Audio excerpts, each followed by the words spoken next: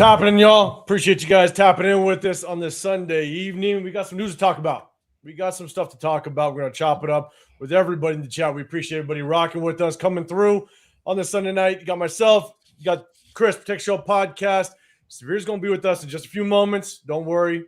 The man of the hour is going to be here in just a few moments. So we're going to pop on here, man, and just talk about not only the news that we got regarding Clint Kubiak. We see the chat. We're gonna tap into you guys in just a second. A lot of people are excited about it, but I know there are some people out there that just have some question marks. And I'm just gonna kind of preface this. Doesn't matter if it's your top guy or you weren't a big fan out of him. It's okay to have question marks. And so we're gonna do a deep dive on Clint Kubiak. We're gonna talk a little bit about who we think his offensive coordinator could be. We all know he's gonna be calling the plays, but he's still gonna bring in an OC. We're gonna talk a little bit about who his potential DC could be and who's left out there. We're going to chop it up and really kind of get your guys' feedback as well. So if you guys do want to get included in the comments, hit that sub button. We do a sub-only chat just to show our appreciation to our subscribers. We appreciate everybody that rocks out with us. Not just the subs, not just you viewing, but also the members as well. So we appreciate everybody. But before we get into it, before I hit up the chat, man, got to hit my guy Chris.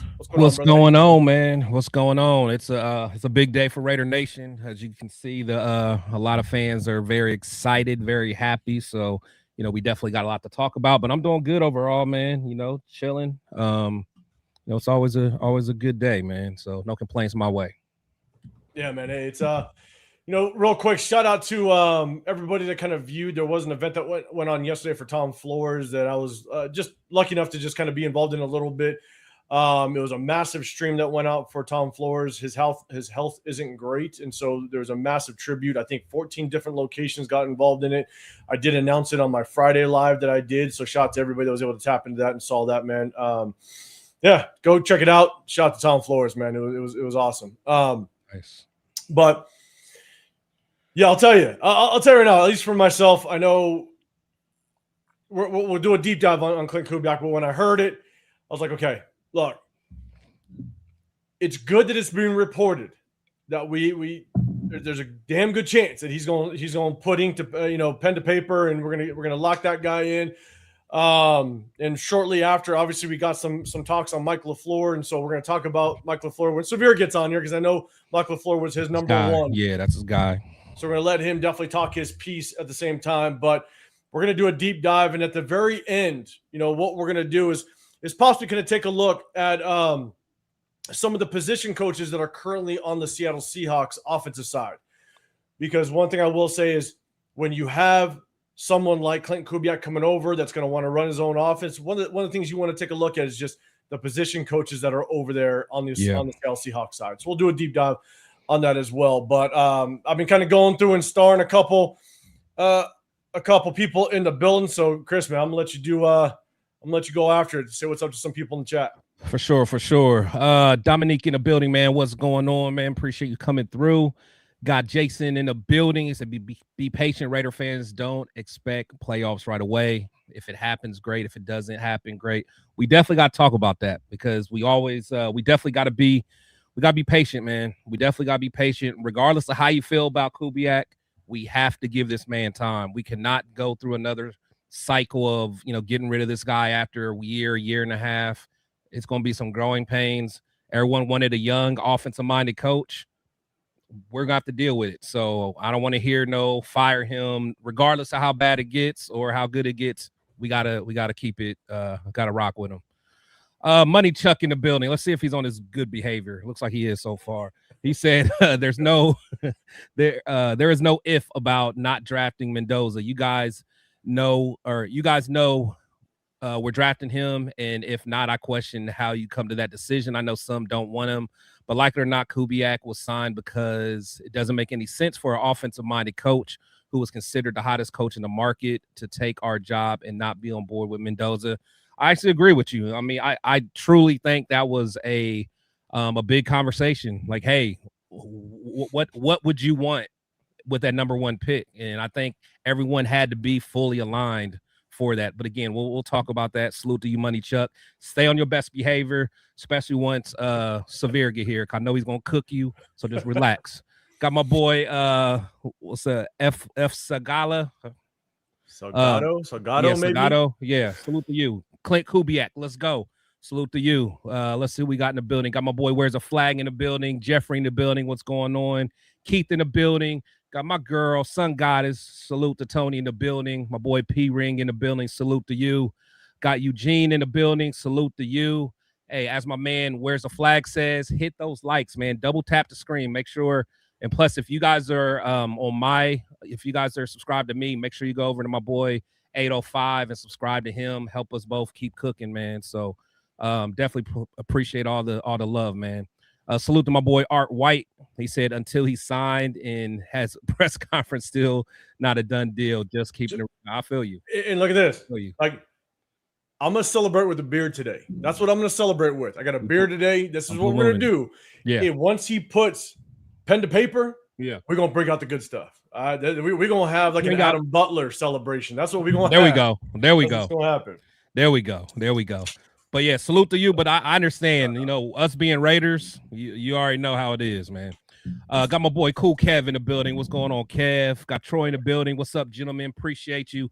Again, appreciate everybody that's in the building, man. Once we get started, make sure you guys hit hashtag Raiders if you guys have questions. So my boy 805 can see it a little bit faster. But salute to everybody. Got my boy Loon in the building, man. Loon, hope you're doing good. Hopefully you're gonna go to the draft. I know we were talking about it, man. So salute to you, man. Let's do it. Let's see. Got my boy Marvin in the building with the Raiders. What's going on, Marvin? Appreciate you coming through. Let's see. Got Almond Glaze Sunrise. I'm cautiously optimistic about Kubiak, but I'm more excited that we appear to have a plan in place. We'll definitely talk about that. I'm definitely cautiously optimistic. Well, I guess I'm in the wait and see. So we'll see. We'll see what happens. So you got my boy in the building. He said, let's try to be a little more half glass about our future, Raider Nation. Patience is a key. I mean, I can't say I'm gonna be half full, but you know, I will. You know, I got an open mind. You know, now that he's gonna be part of our team, you know, I'm going to support him 1,000%. So we'll see.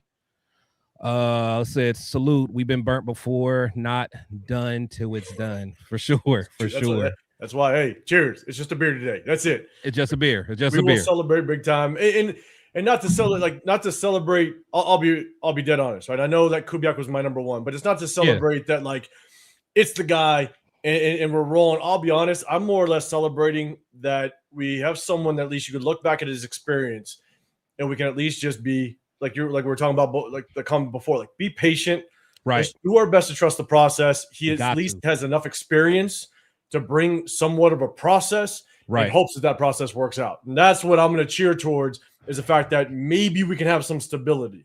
For sure. And the thing is, like I said, me and Severe were talking earlier, it's like, I know neither one of us were super high on him, but at least with Kubiak, man, I mean, you got that experience from his family. You know, he's been around some guys who's been in it for a long time. So I'm hoping that helps, hoping it translates. It doesn't always translate. And he's been on some pretty good coaching staff, so you know we'll see. And could you imagine with just the crap that we've gone through for so long? Could you imagine if he just took us to the playoffs? Like you want Super Bowl, don't get me wrong, but could you imagine if we were just a playoff caliber team? Hey, I would love him. Hey, I would love it. Like, I would. The bar's pretty low. I'm about to say my bar is so low right now. Like honestly, give me 9 wins, man. But, exactly. I mean, but actually, real talk, and I know we'll end up talking about it. But as far as expectations,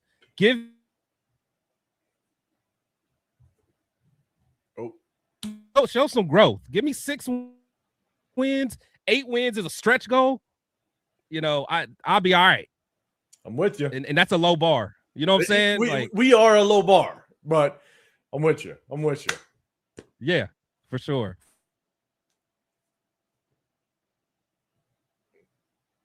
Oh, for sure. Raider Hawaii in the Chris, you might have froze. Can you hear me? Froze. I can hear you now. You came back. All right, on Raider Hawaii. Yeah, go for it.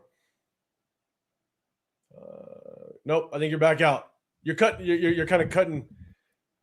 You're cutting in and out because you're frozen right now. Let me. How about this? I'll hit up the chat and then I'll let you know as soon as you you unfreeze because you still look like you're frozen. Chat, let me know if that's on my end. Let me know if Chris is frozen, just to be sure. All right, he just jumped out. He'll come back right back in. Right, wow, what's going on, man? We need to give him a minimum 3 years to build our team.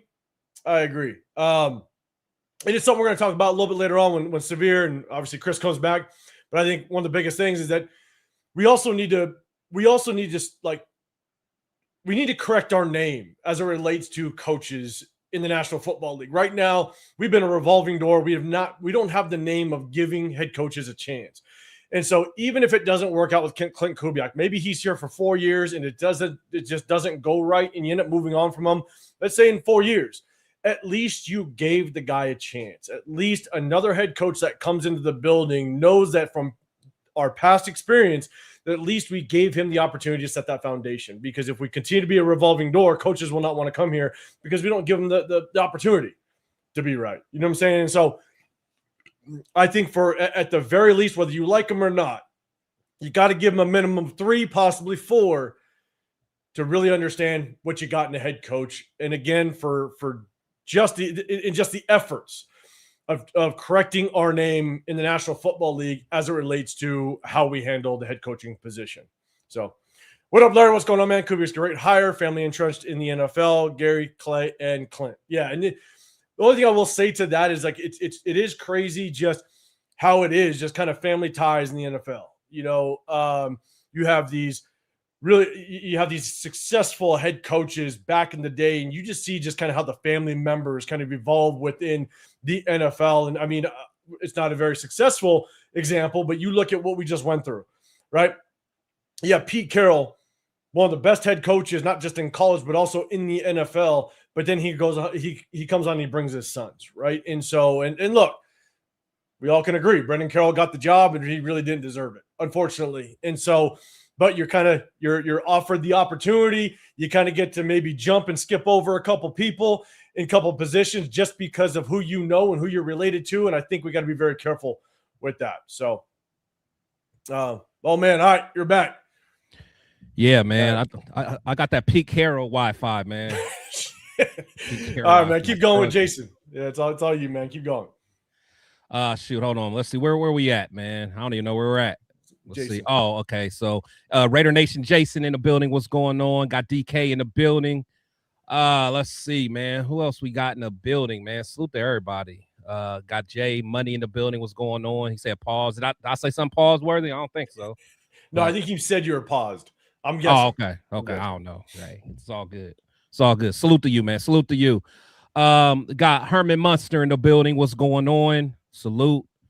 Who else, cool. Man? Salute to everybody, man. Let's do this. We'll get to everybody else here because Emmanuel B. But yeah, we'll dive into salute to everybody. Yeah, man. Because a lot of people are flying, man.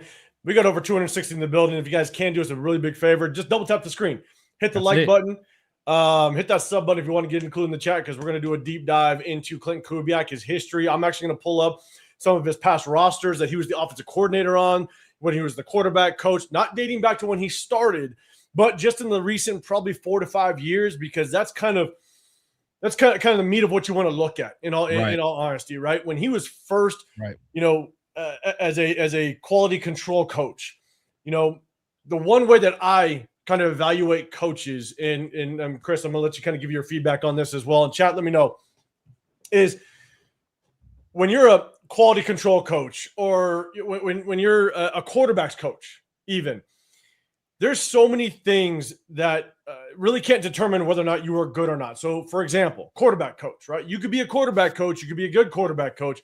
But what happens when the offensive coordinator just isn't calling the right play calls in the game? Right. What happens when you're a good quarterback coach, but you have a bunch of injuries to the offensive line? Or, like we've experienced, you don't address the offensive line, right? And next thing you know, the quarterback really struggles, right? Because the pressure is there, or they don't really have anybody to throw to. When you're early on in your coaching career and you have certain positions, it's hard to determine just how good you are at that. There's too many things that come into play to determine whether or not you are good at your job. And so the way that I look at it is it's good that you just have experience. You have experience in the National Football League. You're under this coaching staff. If the entire offense did good, okay, great. That's perfect. but it's really hard to determine just how good you were. And for me, I just like the experience. I love the fact you have experience. So, Chris, what's your thoughts on, when you see Clint Kubiak's experience and you see that he was a quality control coach or a quarterback coach or a passing game coordinator, how much merit do you put into that as it relates to just how successful that offense was or not with the history? Yeah, it depends on what he did, but yeah, like you said, like he could be, run game coordinator or whatever he was, but yeah, ultimately, if he doesn't have the say in how to make things go and be able to call plays and things like that, you can't really go by that. But one thing that I always like to look at is who did he coach during that time? Like if he is a quarterbacks coach, who did he coach? Like I know we're kind of go over some of the position coaches, but like even some of his position, like his running back coach, Palomalu, Kennedy Palomalu, like I look back at like who are some of the running backs that he coached during his time, whether it's Dalvin Cook or I think even Arian Foster, I think at one point. I mean, he had some guys, so I want to see that. Like how have you developed players? What kind of experience do you have dealing with young players and also veteran players? Like, were you able to get more out of them than previous coaches? So that's kind of how I look at it and judge it. Yeah, no, I'm with you, but that's the hard part, right? Again, you see some of his history. We're going to go into his history, and he was a quality control coach. Yeah. How do you judge that? You know what I'm saying? It's so hard. It's just you got to go back and just say, look, it's great that he has the experience. You take it for what it's worth. And plus, you see who he did it for as well. Like what kind of staff it was. Like it wasn't Shanahan. Was like and then you can kind of see from that end. I think when he was with gosh, who was he? Who was Gary with? Like his last year he coached. I forgot who he was with. Gary Kubiak? Yeah. I forget, but I don't know. But Clint was on that staff. Like, you just look at like, okay, who even if he was a quality control, who was the head coaches? What kind of team and staff did they have at that point? Who did he learn from? Exactly. I was just about to say that. Ultimately, it's just okay. Who is he able to learn from? Who do you see do it firsthand? Yeah. So, Herman, you're saying, do we have enough cap space to build Fernando a team and still build a defense? We have the second most cap space, and so it's got to be. It's a good position to be in. Let's put it that way.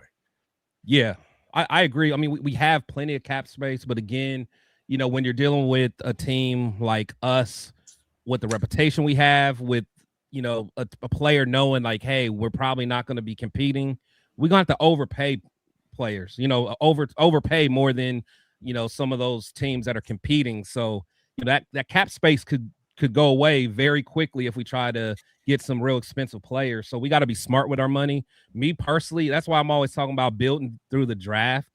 And again, for another day we'll have a conversation, but that's why I want to make certain moves so we have more draft picks so we can build through the draft while guys are cheap and be able to be smart with our money instead of, doing the, like the Christian Wilkins and, like when we got Chandler Jones, like you spend all this money on these free agents. And if they don't work out, then bam, we're stuck with dead cap space for the next 3-4 years. It bites us in the butt every time.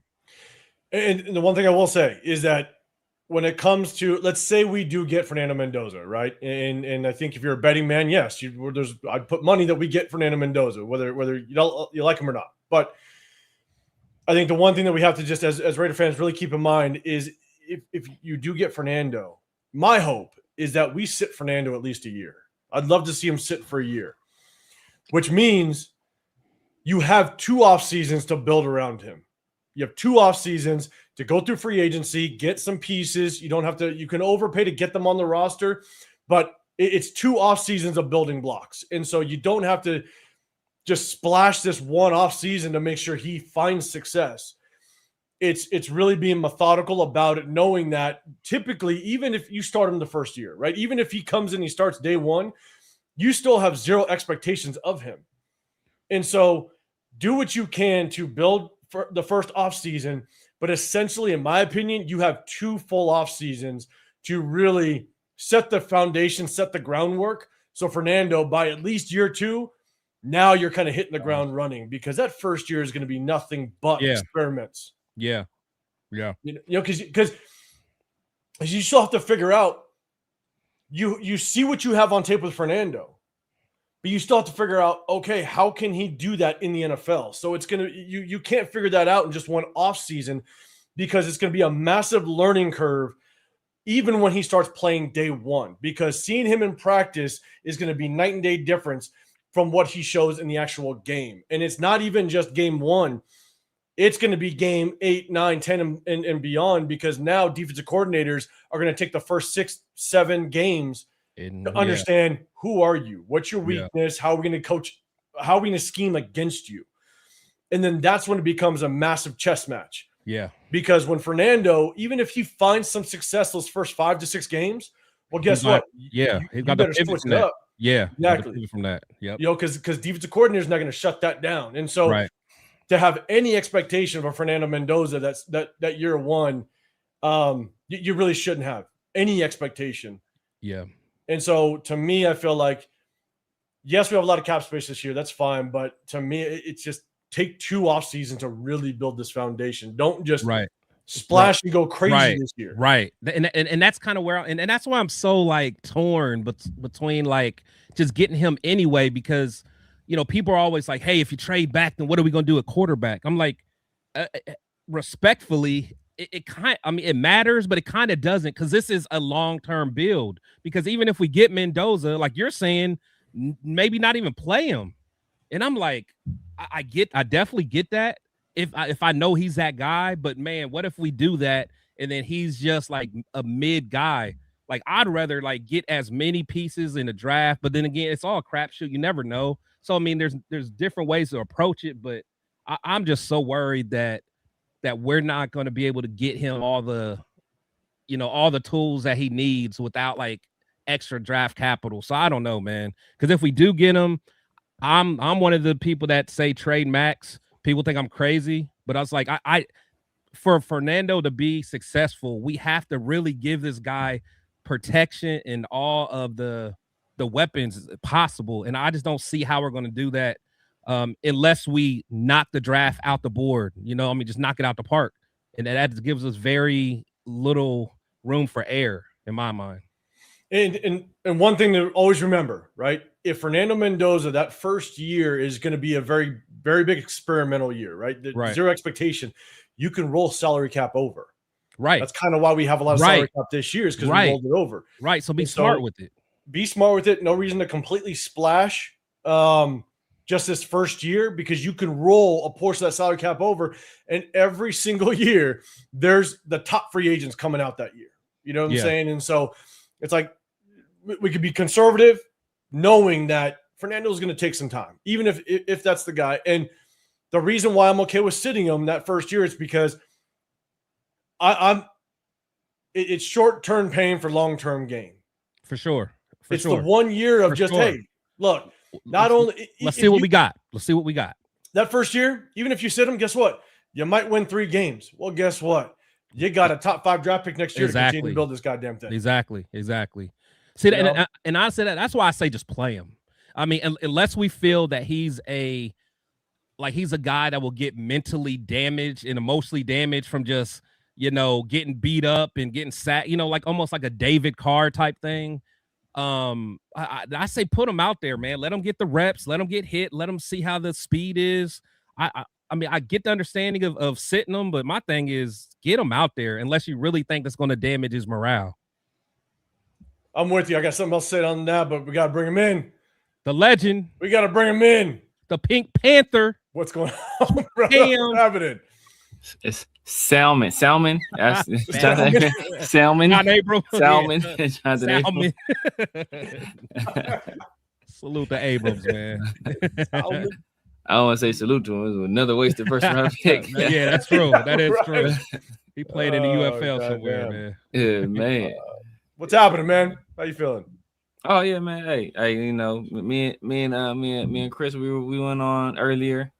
You know, we was able to, vent a little bit, man. You know, you know, it is what it is, man. It is what it is. It could be worse. It could have been worse. It could have been worse. It could have been a lot worse. Let's be real. It could have been a lot worse. Davis Webb would have pissed me off. I ain't gonna lie. That was gonna be the one. That was gonna be the one that got me. That would have been a Raider move. In all honesty. Yeah.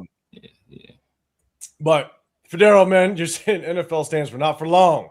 Most teams nowadays, it don't take a long time to turn it around when you have a great coaching staff, a good quarterback play. We almost beat the Bears, Bulls, Texans, and Week Pete with a Week Pete led team. I do agree. Like, we also got destroyed by the Chiefs. We did. Like, destroyed by the Chiefs. Chiefs, Indy. Yes. Commanders with a Marcus Mariota led commander team. Exactly. And we beat the team that's in the Super Bowl. So it's like you can't go by that. Like, we stole a game there. So But in all honesty, you can turn things around fairly quickly. Yeah. But gotta make the right not with a rookie quarterback, though. Like, history tells you with a rookie quarterback, you're not gonna be able to turn around. The reason why unless he's truly special. Like Jaden was able to do that. Like, Jaden, you only have a couple. There's another guy who's able to do it too. Every year in the playoffs. What's his name, Chris? Say his name. I ain't saying that. Say his name. 2 division titles, 3 trips to the playoffs, 3 playoff wins. Man. That dude owed me money. He owed me $1,600, bro. CJ, he talking about CJ Stroud. That's what he's talking about. Exactly. But like history doesn't tell you with a rookie quarterback, it happens. Yes, there's special talent. There's definitely the one-off situations that it works. But for the most part, you know what I'm saying? Like, rookies typically have a rough season. The reason why the Patriots turned this thing around so quickly is because you got Drake May in year 2. Yeah. Right. And so that definitely helps. They were able to bring some good pieces. And so, and coaching. Yes. Yeah. So you could turn it around, but I'm not sure we're turning this thing around very quickly. But I am more on the track of, if you get Mendoza, I'd love to see him. I'd love to see him sit. And that goes for literally any quarterback that I'd ever want to draft. I'd love to see him sit. I don't care about the first year. I care about the next 13 to 15 years. He's with me. So see, that's the problem. And that's the problem I had initially with, like, I'm not mad at sitting him because, you know, the guys that have set traditionally, a lot of those guys, you know, it's more than one way to skin a cat. But recently, the guys that have set, Jordan Love, he had some success. Aaron obviously had some success. You know, Mahomes. So there have been guys that have taken a seat and they've had some success. But you also can point to, you know, JJ McCarthy. He didn't sit, man. But he was out for a year. Yeah. And then, you know, we came back and, like, he was still trash. So it's more than one way to get it done. But the whole reason initially when it was Dante Moore versus Mendoza, the whole reason if you were on the Mendoza train was, he's pro ready. NFL ready. He's pro ready. Yeah. He's plug and play. Plug and play. Now that the other option not there, people's like, oh, well, we could just sit there. Like, what's the point? If we could just sit him, why you draft a quarterback next year? That's what I'm saying. We'll sit him, draft a quarterback next year. Yeah, and that's why I'm mad, anticipating bad quarterback play this year, because I don't think Mendoza he stacks up to the prospects we're gonna see next year. So if your plan is to play a guy next year, damn. Just pick a motherfucker next year. Right, especially because if you do that, if you trade it, you can at least get like 2 or 3 first rounders, you know. So then next year, I mean, you just have more arsenal, man. So that's where I'm at with it. But like I said, I already accepted that we're going to get him. But yeah, that's what I'm saying. Like, just the thought of sitting him, I'd rather just us see what we have. If he's a dog, then we're good. Build around him. If by chance he doesn't work out, like, honestly, the reason why the Vikings GM got fired because Kevin O'Connor was like, hey, I can already tell JJ's not it. Let's move on. Like, we don't need to wait. We already know. Let's move on. Man. But they almost bamboozled us. That's what I'm saying. Bro, that's what I'm saying. If Spy Tech was in those bro. I know, and that worries me. Bro, if Spy Tech was in them negotiations, bro, I'm questioning everything this man does. That's my point. That's my point, man. Like, that could have been Pete Carroll too, though. That could have been Pete Carroll. But I don't know if that was Pete, because he had Geno. His stepson is Geno. He ain't gonna do anything that's gonna. That's what I'm saying. So know what that makes me think? That makes me think. the Tom Brady's drinking his own Kool-Aid. He's drinking it. Oh, he's a Michigan man. He led us to a national champ. I think he's doing that. That's your boy. That's your Wolverine dog. That's your people. I mean, both of them. Spytek, he'll exactly. Too. That's why I was like, they're drinking that. Because, Jim Harbaugh was like, oh man, it's let's tell me everything. When Jim Harbaugh didn't even attempt to trade for JJ McCarthy, I was like, all right. I'm a Wolverine fan through and through, and I didn't want no parts of them. I saw it, man. Yeah, man. Yeah. I understand. That's gonna get us. That's gonna be nasty. Oh, that was gonna get us. That's gonna be nasty. Oh my God. That would have been nasty. I'll kind of go back to the sitting of a quarterback real quick. And again, you can definitely point to examples where it worked, where it didn't, and stuff like that, right? Both ways, yep. But the way that I somewhat look at it is I understand the leap that it takes to go from college to the NFL, just the difference in learning process that it takes. And there's a ton. Like, I mean, you look at the quarterbacks that go in the first round every single year, the amount of quarterbacks that's gone in the first round. But then you also look at how many quarterbacks are consistently good in the NFL. Like there are many more quarterbacks that fail in the NFL than find success, because every single year you can consistently say there's 5, maybe 6 consistently good quarterbacks in the National Football League, but quarterbacks come out in the first round year over year over year. And so because of how many have failed, I'm more on the side of sit them, do what you can to at least help prep, learn, and work with the transition to the NFL level. Again, not saying it works every time, not saying that starting them right away doesn't work, because we've seen examples where it does. That's just my preference, given the fact that there's more fails out of first-round quarterbacks than there's actual successes. And so I was trying to figure out like how to correlate that, but it can work either way. See, but it's almost like it's difficult to gauge, because it's almost like it is. It depends. If you force a guy into action, then like Anthony Richardson, right? Like they forced Anthony Richardson into action. Anthony Richardson, it was a prime example of a guy where you should have sat and developed him in a controlled environment and brought him along slowly. So so when you're looking at like the successes and failures, that's a guy you kind of look at like, damn, okay, I don't think they handled that right. But it's also like if these guys play immediately and they have success, it's because they were special and good enough to have success. It's not necessarily because, like I don't think there was a wrong way to go with Peyton Manning, right? I don't think there was a wrong way to go with Jaden Daniels. Yeah. Like I think those, like, I don't think there was a wrong way to go with these other guys that have had success that were first round picks and played immediately, because I just think those guys were just special talents. And no matter what environment, almost no matter what, I won't say no matter what, but they were going to be able to overcome most circumstances. Nobody's going to be able to overcome the Jets. So if they would have went to the Jets, maybe it's different. If they would have came here, maybe it's different. But I think most guys are able to overcome those circumstances if they're at that level to be elite players eventually.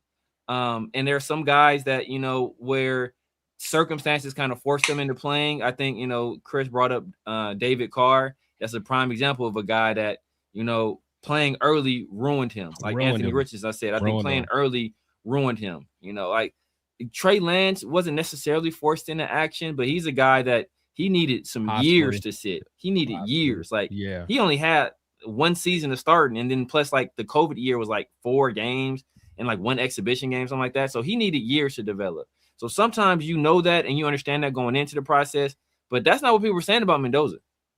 They ain't saying Mendoza needs to sit. They're saying, generational Joe Burrow, Matt Ryan, Peyton Manning time. Like there's some lofty expectations they putting on this dude. So if he like that, then play him.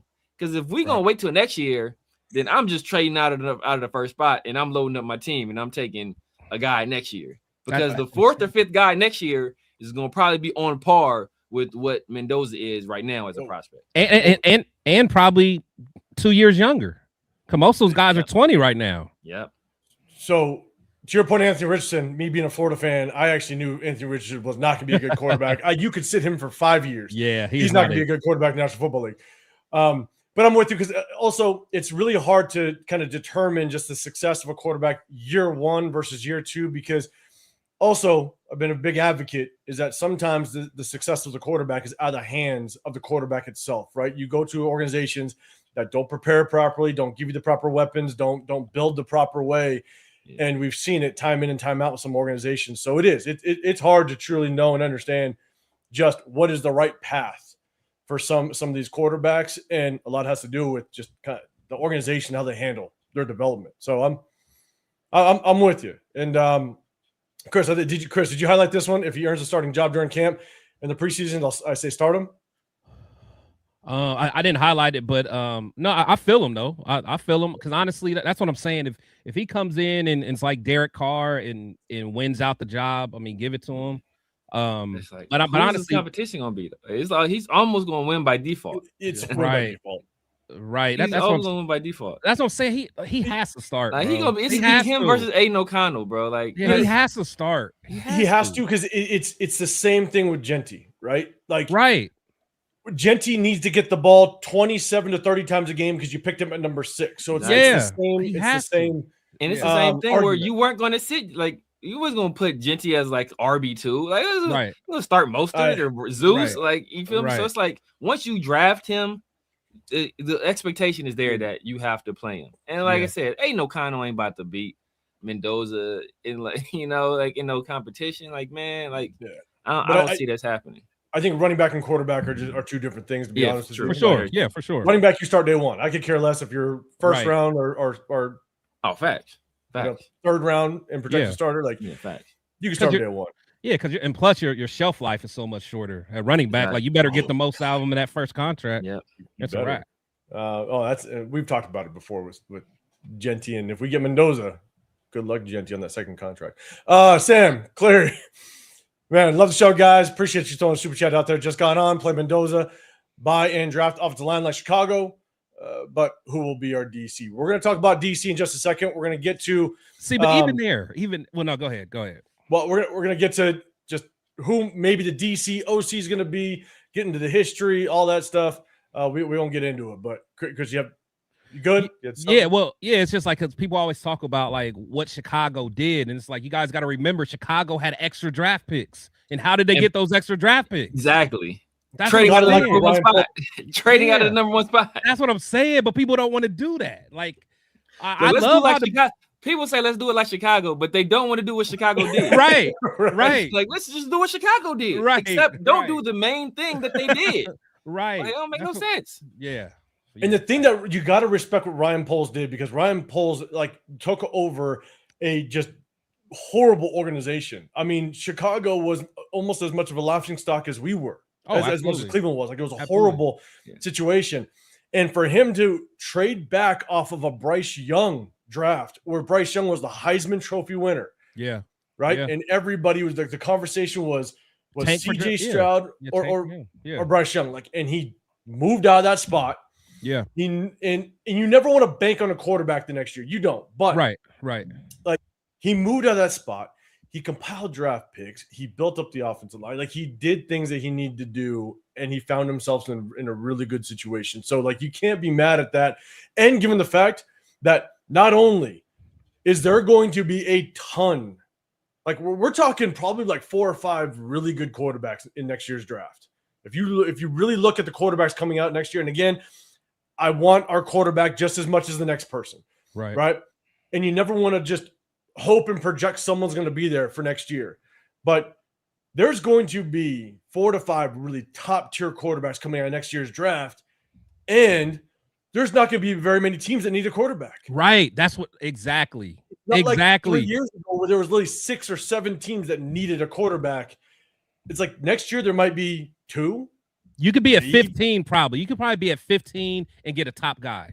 And again, I'm not saying like don't take Fernando Mendoza. I'm just saying that like the options you got to weigh the options. At least weigh the options. And that's my thing. Like, so some people don't even want to think about it. I'm like, you have to weigh the options, man. I mean, that's kind of where I'm at. And I hate to kind of keep rolling this because I'm down the chat. See, Paul, man, I see your super chat. We're gonna get to it in just one quick second. Bart, what's everybody drinking? Hey, cheers. We just got beers. Remember, I told you once pen to paper, Does that see orange on that label? Oh my God. No, it's not the season. It's not the season. No, yeah, man, it's blue moon, man. Blue moon, man. Yeah, yeah. That's the other orange. You just put orange in that one. It's regular orange. We got 10 more months, man. 10 more months for that. We need Chris to just bring back that red stripe. Chris got tally marks on his wall. Counted down to the so, pumpkin deer season, baby. Got a picture of the poster. It's almost time. Like, if we do draft Fernando Mendoza, right, and it's going to take him maybe 2 seasons, possibly 3, to really get up to his top tier talent. The thing is that, and we've said it, it's time to move on from Max Crosby. There's a chance Max Crosby's not in the timeline. You know what I'm saying? And so, and even if you do end up waiting potentially a year, because again, yes, it makes all the sense in the world. Clint Kubiak is going to draft for Fernando Mendoza. Like, makes all the sense in the world. I get it.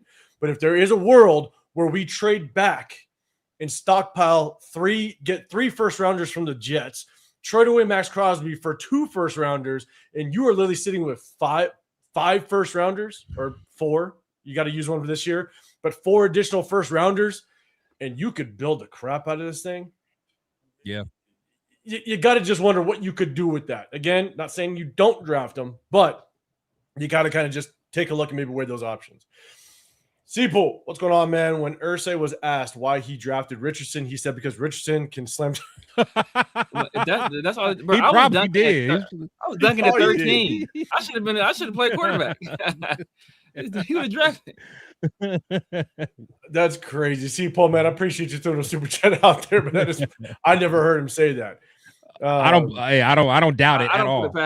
At Irsay was probably off a crazy Xanax. Yeah. He probably just he was shaking the things up and popping up things like that. Policy. It's like, that's like, what I got today. Okay, I got a little bit of this. Yeah. Paul, appreciate you throwing that super chat out there, brother. DK, Raiders outside injury to key weapons. Why do you think CJ Stroud is struggling? He started so well his rookie year. I have an opinion on that. Severe, I'll throw it to you first because I know you were a really big CJ Stroud fan. I liked him, but I'll throw it to you first. Yeah, I think he's been on 3 different offensive coordinators already. And you look at it, the offensive line isn't great. You know, Nico Collins is kind of in and out of the lineup. Everybody says the alpha in that wide receiver room is Tank Dell. He's like the leader of that group. You think it would be Nico Collins, but everybody says it's Tank Dell, and Tank Dell has been missing essentially for the better part of the last 2 years, which just happens to be the 2 years he's kind of struggled. So I think if they make more investments into his offensive line, the first thing they did after his rookie season, he has the greatest rookie season of all time, is they traded his left tackle. Like, trade his left tackle and let like 2 other starters on the offensive line go. Like what are we doing here? So, you know, and then they let the number wide receiver 2 and Noah Brown leave, who was, you know, a productive player too. So like, it's just been a lot of changes around it. But at the end of the day, CJ just got to take better care of the ball. Like, all that is going around him. That's all well and good, bro. You got to take care of the ball. Like, that's your number 1 job as a quarterback, and he ain't been doing it. Yeah, Chris, any thoughts on that? Yeah, I mean, I think he hit it. You know, like, for him to have a good season like he did, and then you let Bobby Slowick go, which made no sense. And then, like you said, you trade. What's his name? Tunsil. Tunsil, their left tackle. In fact, I think didn't they trade another lineman too? Yeah, they got like two or 3 of their starters. So it just didn't make sense, man. And then you let Diggs walk, and then what's his name? Who was their running back? It was my man from I forgot. I think he got hurt. Joe Mixon. Joe Mixon was hurt this past year. Yeah, that was the running back the year before. Yeah, so I mean, he could bounce back, but yeah, they didn't set him up for success. I mean, it's like, man, it's like he had a good season. They're like, okay, we're gonna switch some things up instead of building off of it. It just didn't make sense. The only part that I do struggle with CJ Stroud is in severe. That was the point that I was going to bring up, is when you shuffle offensive coordinators, it's really difficult. It's hard to really get any consistency with quarterback play when you're constantly shuffling offensive coordinators. It's tough. But the one thing I will say, which is kind of surprising to me, is it feels like his accuracy has really fallen off a little bit. You know, you see simple out routes, or you're sitting there going, damn, like you just overthrew this receiver by 5 yards. And that's just tempo timing routes. That's simple, just playing catch. And you're just sitting going, damn, like, I don't know if he's just not comfortable. I don't know. And so it's shocking to see that, because I didn't expect to to see that. But the switching up of offensive coordinators, I think, has definitely hurt him and not really prioritizing that offensive line as much as they should have. Yeah. I think it's rough because you saw some highlights and some examples early on this season where that offensive line looked atrocious. Yeah. And good luck playing with that. You know what I'm saying? And so, Chris, man, I see you highlighted it. Go for it. Yeah. Salute to C. Gabe, man. So he said Mendoza isn't TB12, but saying next year's mid-round quarterback is just as good is crazy talk. Manning 2 years ago, everyone thought he'd be a first-rounder. Now he's a mid-rounder. Don't bet on future classes being a sure thing. Me personally, I'm not betting on him being a sure thing, but I just think, I think we can all agree this probably is the worst quarterback class since when? Since the Pickett year? Since Kenny Pickett? Since Pickett, Pickett year. Yeah, and he went, what, like 16 or something? Yeah. Or later? Yeah. And then I think, what's his name? Willis went. He was a second quarterback, and I think he went in the second round, didn't he? Or did he go in the so I think he went in the second round. Yeah, so this is the worst quarterback. And I'm not saying Mendoza's bad, but all I'm saying is if he was in any of the three classes before him, he's not the first round. He's not the first round pick. That's all I'm saying. It was just perfect timing for him. Yeah. And depending on how you want to think, I think it's bad timing for us to get the first overall pick. I mean, if we could have got it last year, I would have been happy. If we got it 2 years ago, I would have been crazy happy. I mean, we all would have been happy. You know what I'm saying? So that's all I'm saying. So I get what you guys are saying. I mean, you never want to just bank on, next year, because I think the Manning is a perfect example. Everyone's talking about Manning was going to be the clear number one guy.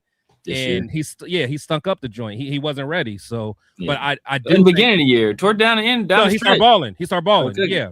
But that's what I'm saying. So if all those guys make that same jump that Mendoza made from a year ago, exactly, all them guys are gonna be pretty. I mean, to me, I ain't gonna say all of them, but there's at least 4 guys that I think is gonna be better than Mendoza if they make that type of jump. And that's what I'm saying. Yeah, that's what we were saying. Like the 4th or 5th QB next year is probably as good of a prospect as Mendoza is this year. So, like, we don't have to be like, oh, we won't have the number 1 overall pick again. Fine, we don't need the number 1 overall pick again.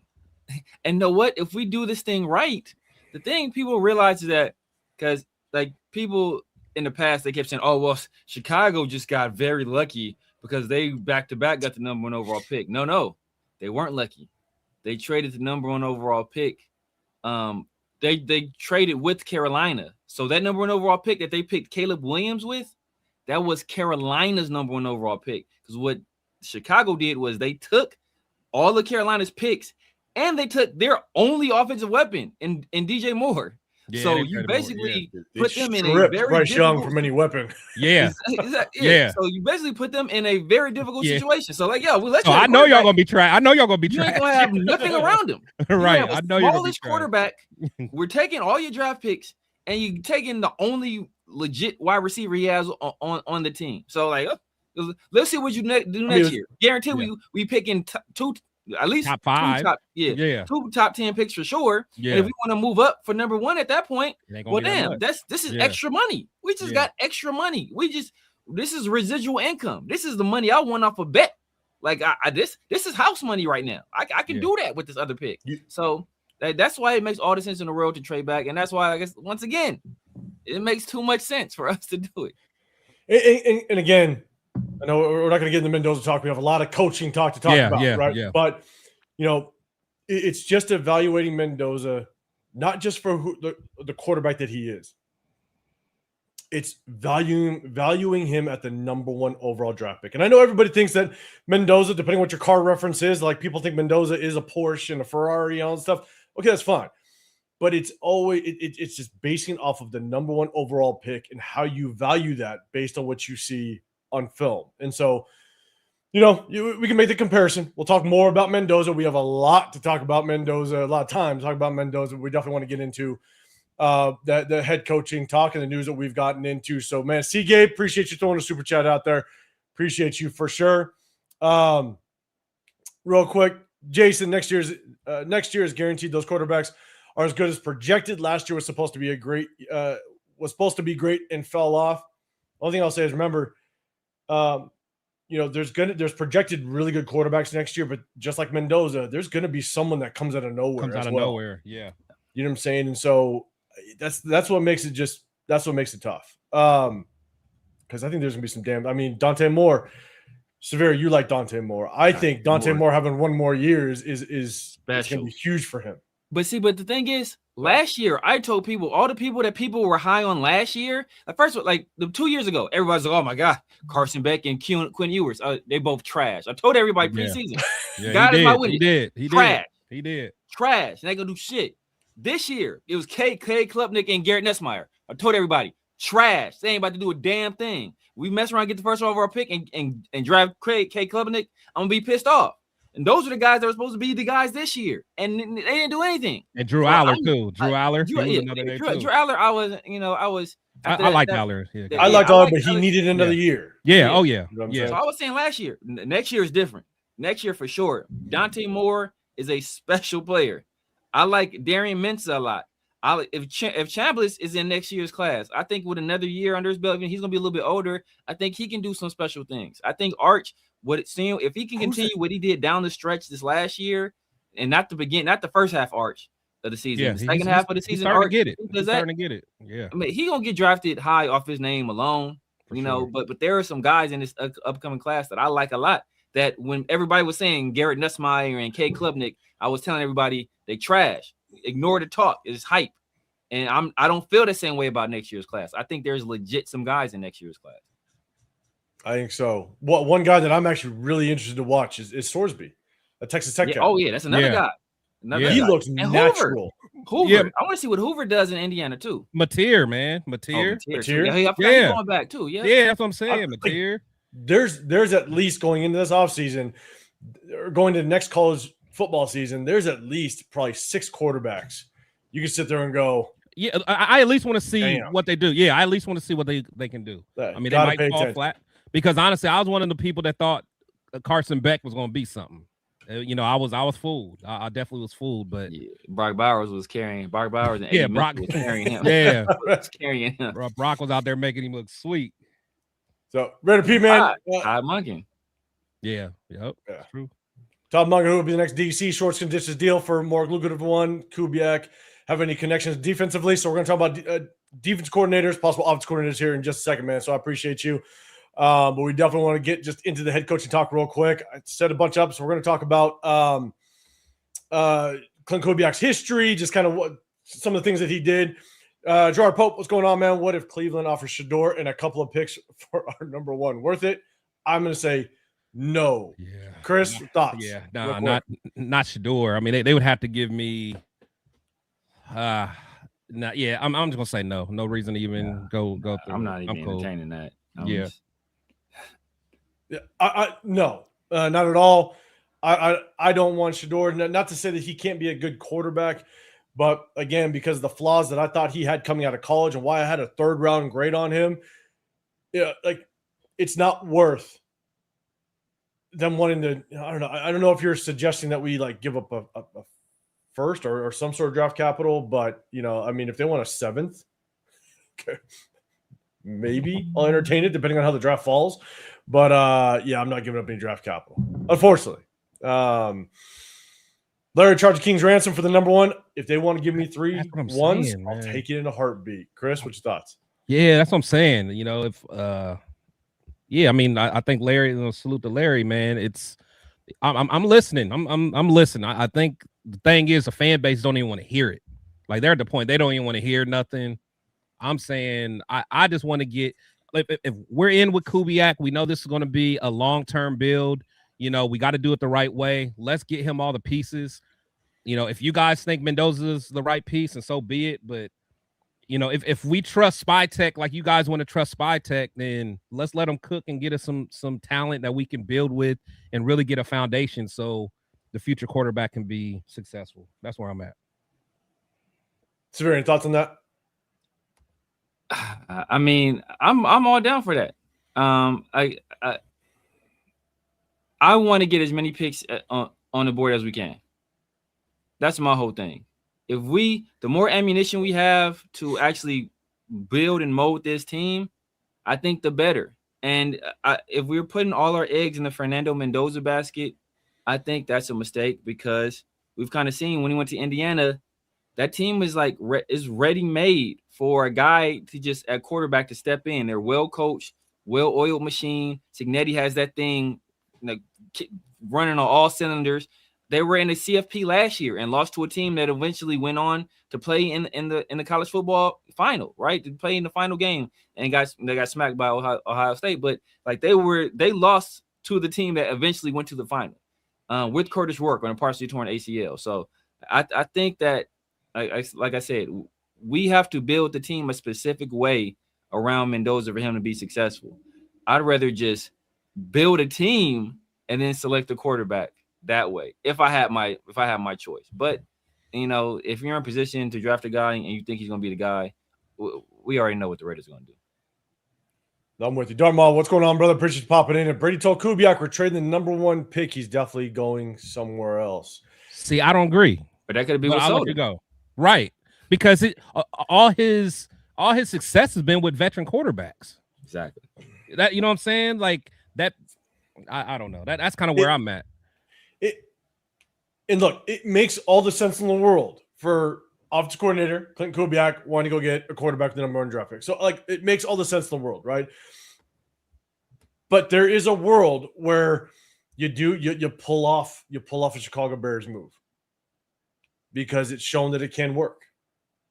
You know what I'm saying? And so it's like I don't disagree. They're probably all in on Mendoza. You know what I'm saying? Like it would make sense. So we're not going to say we like it's not a thing. You know what I'm saying? Like it's most likely going to happen. So yeah, super worst quarterback class, and they haven't even played yet. I don't think people understand it's about the valuation class. Yeah, like when we say it's the worst quarterback class, it's what they're projected to do before they're drafted. Like Tom Brady was projected as a bad player. So like technically his quarterback class is probably the best of all time. You have the best quarterback of all time in that class. Right. But nobody projected Tom Brady to be what Tom Brady was. So like that's how you have to look at this thing. It's like we're looking at stuff pre-draft, not what they do afterwards, what they're projected to do. And what they're projecting to do right now is not. I mean, I don't think anybody's beating down the door for Ty Simpson.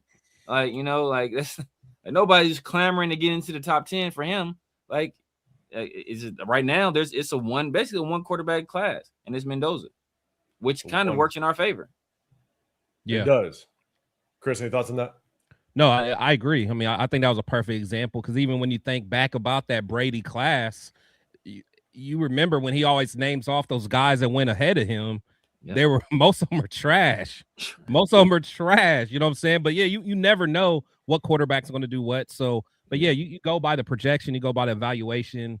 I mean, honestly, do you guys even think there'll be how many quarterbacks do you think will go in the first round? 2 this year? Yeah, this year. Yeah. 2. Like who else? I mean, it depends on what Chambers. Ty. Like, Simpson and. I think it's Mendoza. I mean, because it's only because the Jets have 2 first rounders, right? Because they have the number, I think the 16. So if they don't trade with us, they don't get Mendoza, then there's a chance. There's a world where they get Ty Simpson, and there's only 2. If they pass on Ty Simpson, thinking that they can get him in the second because they have the first pick in the second round, it might just be 1 because no one else. The Browns got 2 first rounds. So the Browns could, depending on. We don't know. Shador. Yeah, we don't. Yeah, they don't know. Yeah. Shador. I mean, it kind of sounds like Monken is he might be all in on Shador, possibly. I don't know if that's just for the optics, but who knows? So who knows? Maybe 1 quarterback, or maybe it's just 2. Right. Yeah. So you know what I'm saying? So yeah. I think when you guys start this one, by certified junkies. Oh yeah. All right, go for it. Who certified that one? Like Severe just wants us to trade back because he hating on Mendoza like he hate me. Come on. Going to early. And thinks that Moore is going to be better than Mendoza. Moore is not better. the not better than Julian Saying next year. I'm assuming he meant Julian Saying is what I'm assuming. Yeah, saying. Yeah. Moore was better than Julian Saying this year. So now Moore is going to get better. So Right. I think he for damn sure is going to be better than him next year. And the thing about Moore is that I've been saying Moore is a special quarterback prospect. Moore did better. He did better statistically this year than Mendoza has in any year besides this year. Like all the other years Mendoza started, Moore's this year was better than Mendoza's. Was better than Mendoza's. The only time Mendoza outperformed him was this year. Mendoza is like a full damn near 2 years older. Yeah, he's 2 years older than him. Right. So it's like as soon as as Moore develops, just physically and mentally, he's going to eclipse Fernando Mendoza. It's really just a matter of time. He has more arm talent. Does he have a stronger arm? I don't think he has a stronger arm. He has more arm talent. I think he has better ball placement. I think he has better accuracy. I think he surveys the field much better. I think he throws with better anticipation. Like the only thing Mendoza does better is he has a stronger arm. So I think he's better in those deep out cutting routes or those deep comebacks. Obviously, the back shoulder throw is his bread and butter that he has mastered. But there's nothing else he does with the football better than Dante Moore, in my opinion. And I think that the difference is only going to make more. Yeah, his decision making. Yeah. But look, and when he was at Cal, he was one of the highest turnover-worthy play guys in all of FBS. And he got with Cignetti and cut down his read to just 1-2 read and check down, or one read, especially earlier in the series past year. I've been watching early in the year. It was one read. I don't see it. I run. And then toward the middle of the season, he kind of cut that down and progressed to 2 reads, and then he started checking down the ball more because he was taking some hellacious hits. But so like even then, it's like, okay, if we get Dante Moore with better coaching or more maturity, I don't really see much of what Mendoza does better than he does. And you can argue, again, because of Mendoza's what he had to do in that offense. You can argue, again, I think Dante Moore, it was a really good move by him to go back to college and get one more year. I really do think it was a great move for him.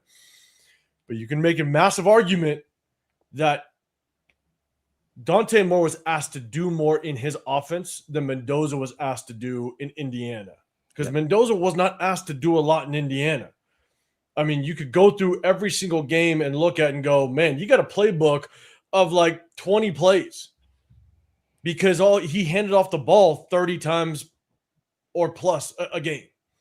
The passing, and if you average 60% RPO, like there's not much room for variety in an offense. And so you can argue that Dante Moore was asked to do more in an Oregon offense than Fernando Mendoza was asked to do at Indiana.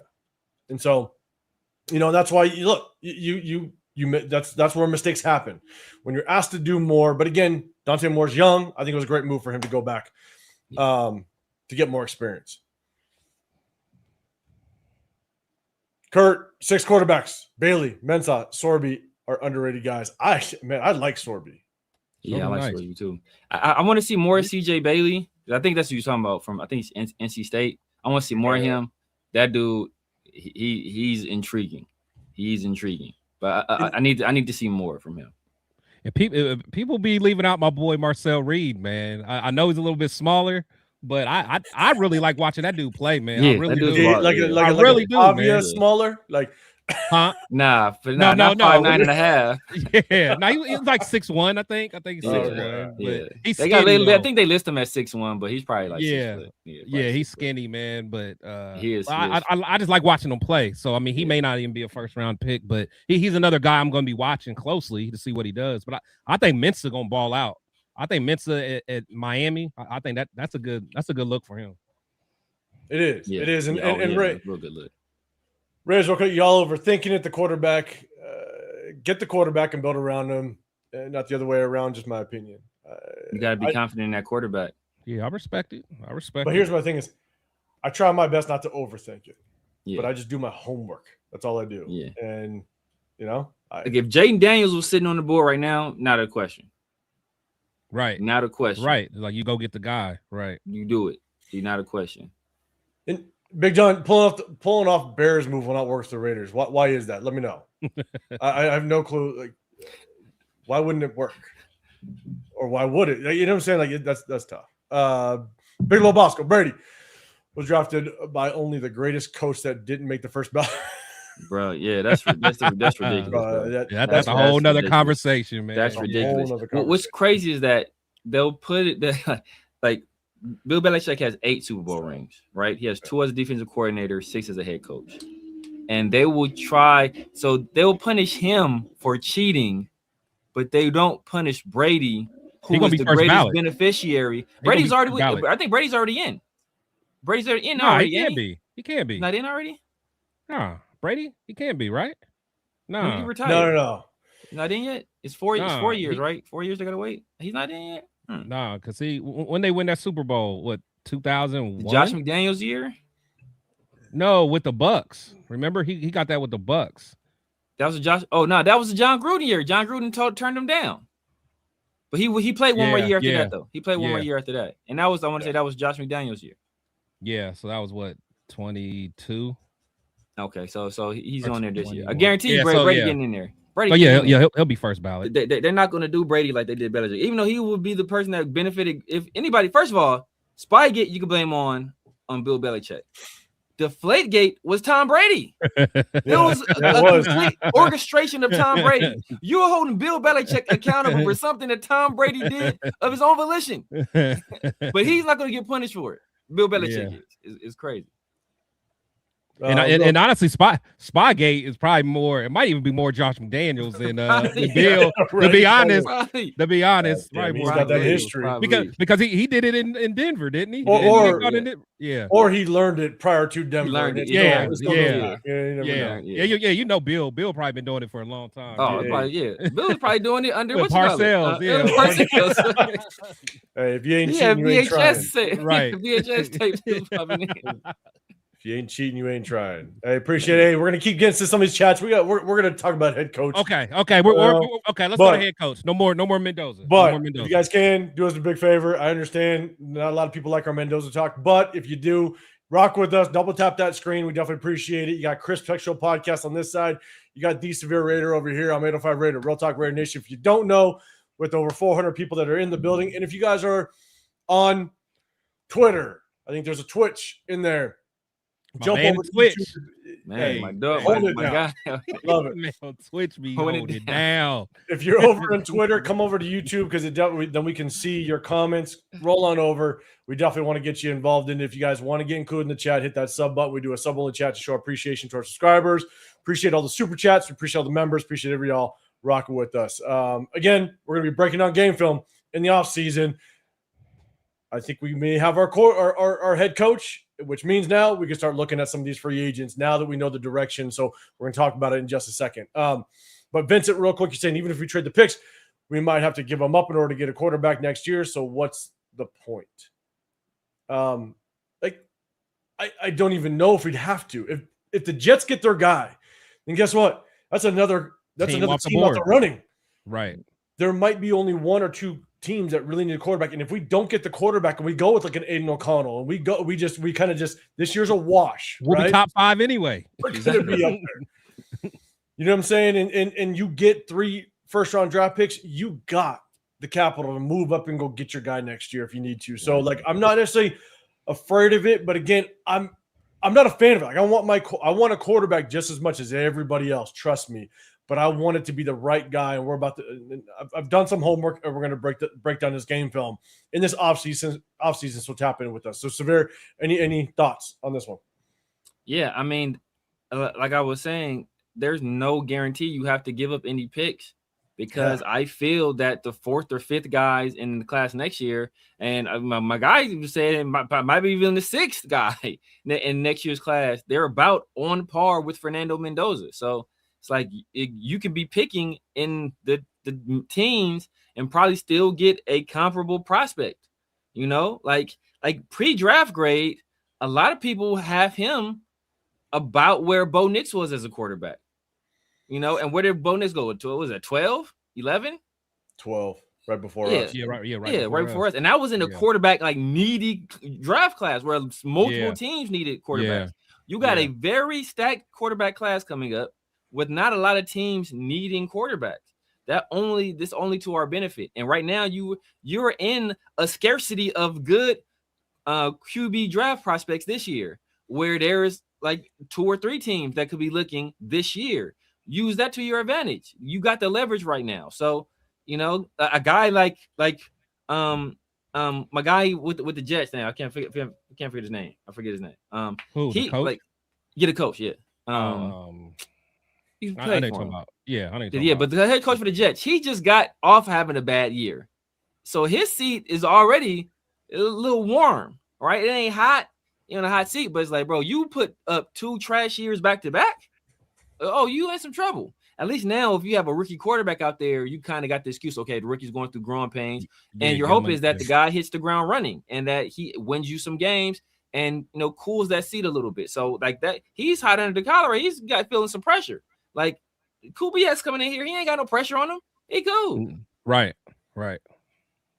Yeah, Chris, any thoughts on that?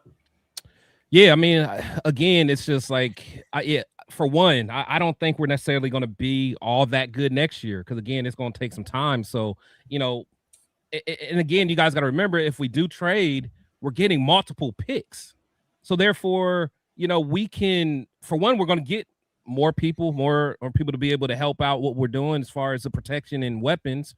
But like we said, the 3rd, 4th, 5th best guy in next year's draft may go in the mid round, something like that. But honestly, I think we can easily be in the top 10 next year, and then we can, easily have the 1st or 2nd best quarterback in next year's draft. And I think whoever that is will be better than Mendoza. That's just me. Plus, we get the draft picks, so it's or probably the first, or the best quarterback. Because honestly, there's not very many quarterback needy teams. Maybe we need to look at that on how many might be quarterback needy teams next year. Yeah. You know what I'm saying?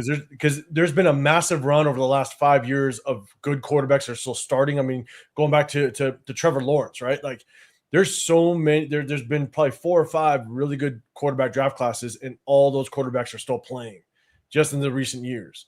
Yeah, you know what I'm saying? So there's always teams that need quarterbacks, but how many next year? But TK, time for Spy Tech to cook. Got to trade Max ASAP. Get the best value we can for him for this rebuild to work. I'm not opposed. TK, they're gonna hate you for that. They're gonna hate you for that take, man. We hear it all the time. They're gonna say you don't know ball, so just be prepared. They're gonna say you don't know ball. And don't worry. We'll take the heat for you. Don't worry, because they'll yell at us too. I like Mendoza, but I'd draft Caleb, Maine Daniels before him. Yeah, I agree. Actually, I think those 3 quarterbacks were better prospects than Mendoza. Sports, y'all stole Kubiak from us. No, he's been our best coordinator in years. We're going to talk about that here in just a second. You guys have had some horrible coordinators. We're going to do a comparison. I got a little bit of a comparison. Darth Mendoza, high IQ and studies in Breeze football. He is a very coachable and strong and with strong work ethic. I agree. True. Yeah. So did Tim Tebow. Yeah. What the fuck does that matter to me if you can't play? And I think that's the thing is like, look, there is a lot to like about Mendoza. Don't get me wrong. Like we've said it, there's a lot to like about him. But there's a lot of question marks. We'll dive more into it. And when you have question marks in the areas that at least myself have question marks, then I'm valuing that prospect at the number 1 overall. Those are the question marks I want to have when picking him number 1 overall. But we're not going to argue that, yes, he's a student of the game. He is going to study his ass off. He's going to be dedicated to it, all that stuff. So I think none of us are really worried about that. John, hey, sir, if Mendoza balls out and plays, are you going to admit you were wrong? He always does. Well, Severe, I've never once not admitted I was wrong about something. Yeah. But when Dante Moore is better than him next year, and Dante Moore puts up a Heisman-like candidate season next year, with all you people in here saying he's trash, and based off of one game, he had one bad game against a team he was greatly overmatched against. You guys saying he's trash, but nobody said Mendoza was ass over the 4 completions in the second half that he had. Like he didn't do anything in the second half against that Miami team. and they were on equal footing. Moore was playing against a team he was greatly overmatched against, and he put on a better throwing display. Outside of that first pass that was an interception, he put on a better throwing display than Carson Beck or Fernando Mendoza did. And they were playing teams that were equally matched.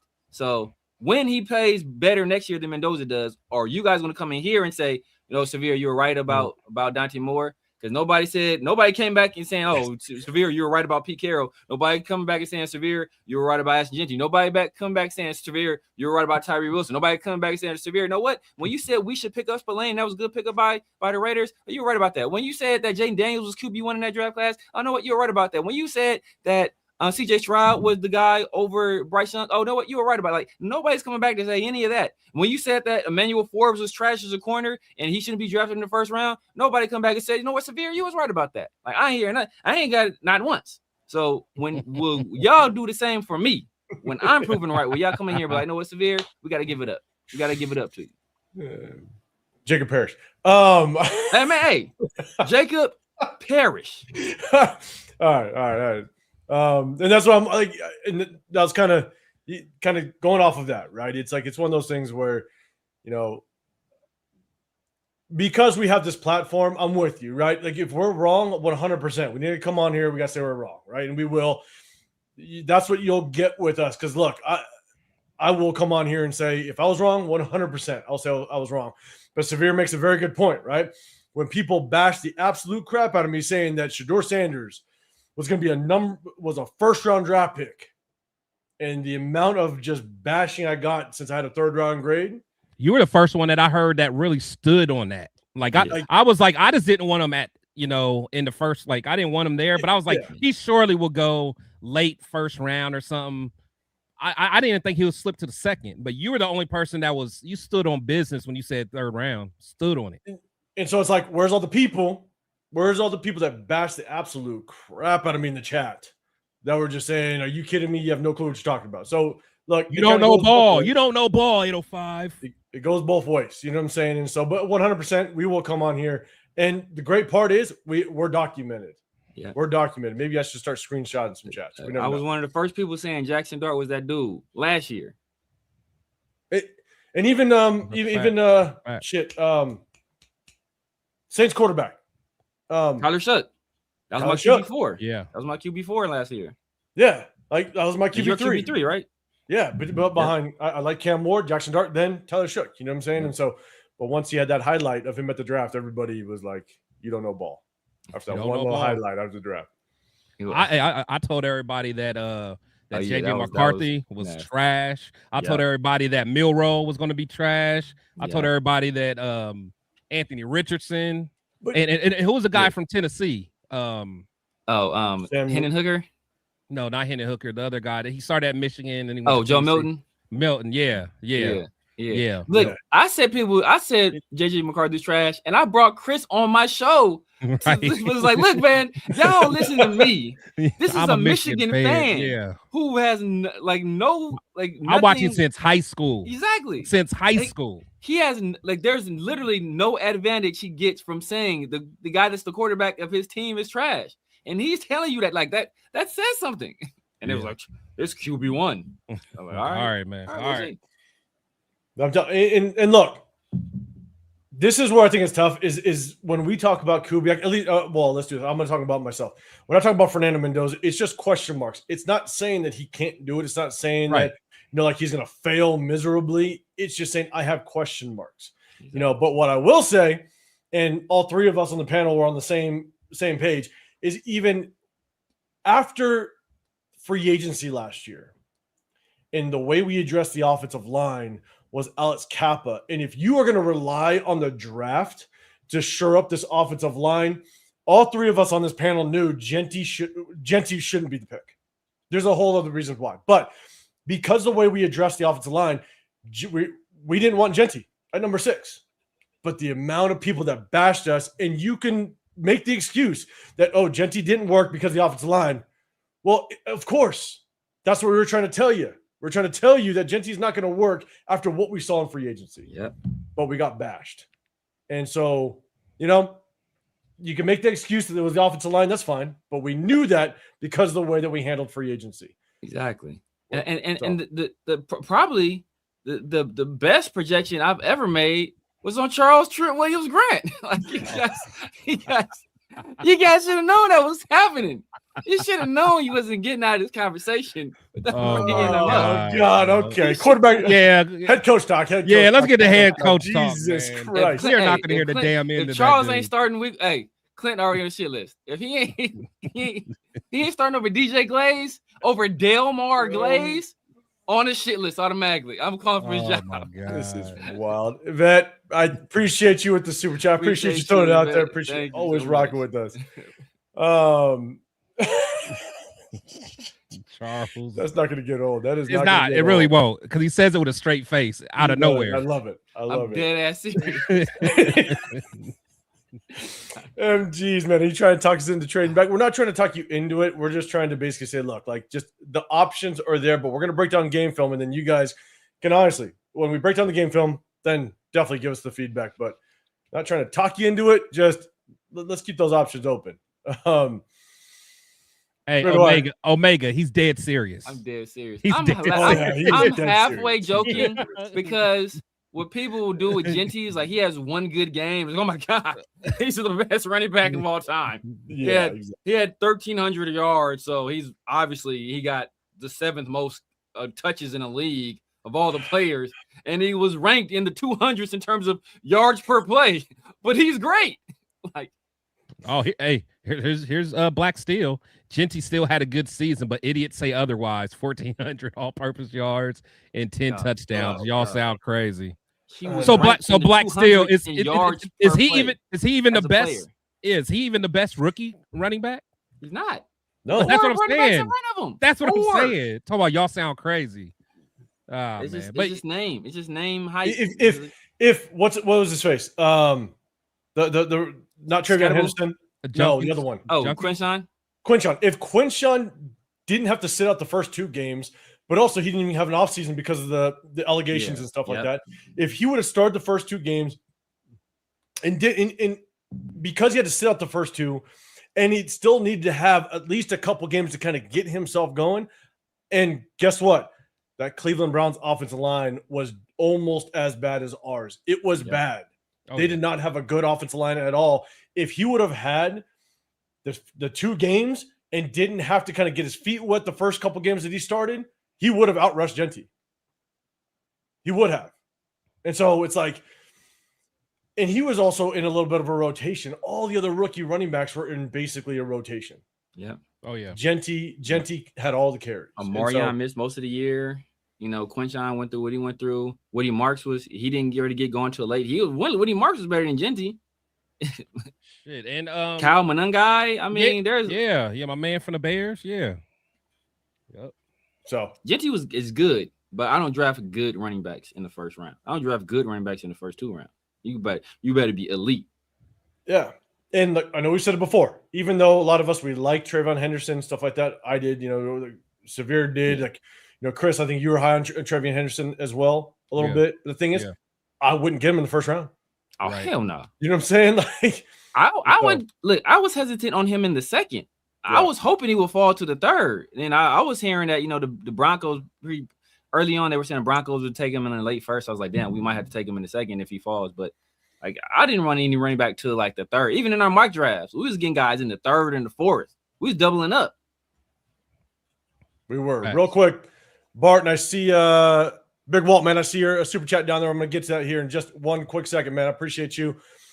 Bart, you're saying, what if we trade the pick to the Jets, pick up a vet to compete with Aiden O'Connell, Cousins, Milroe, or use free agency in the draft to build a roster, and then next year get your quarterback?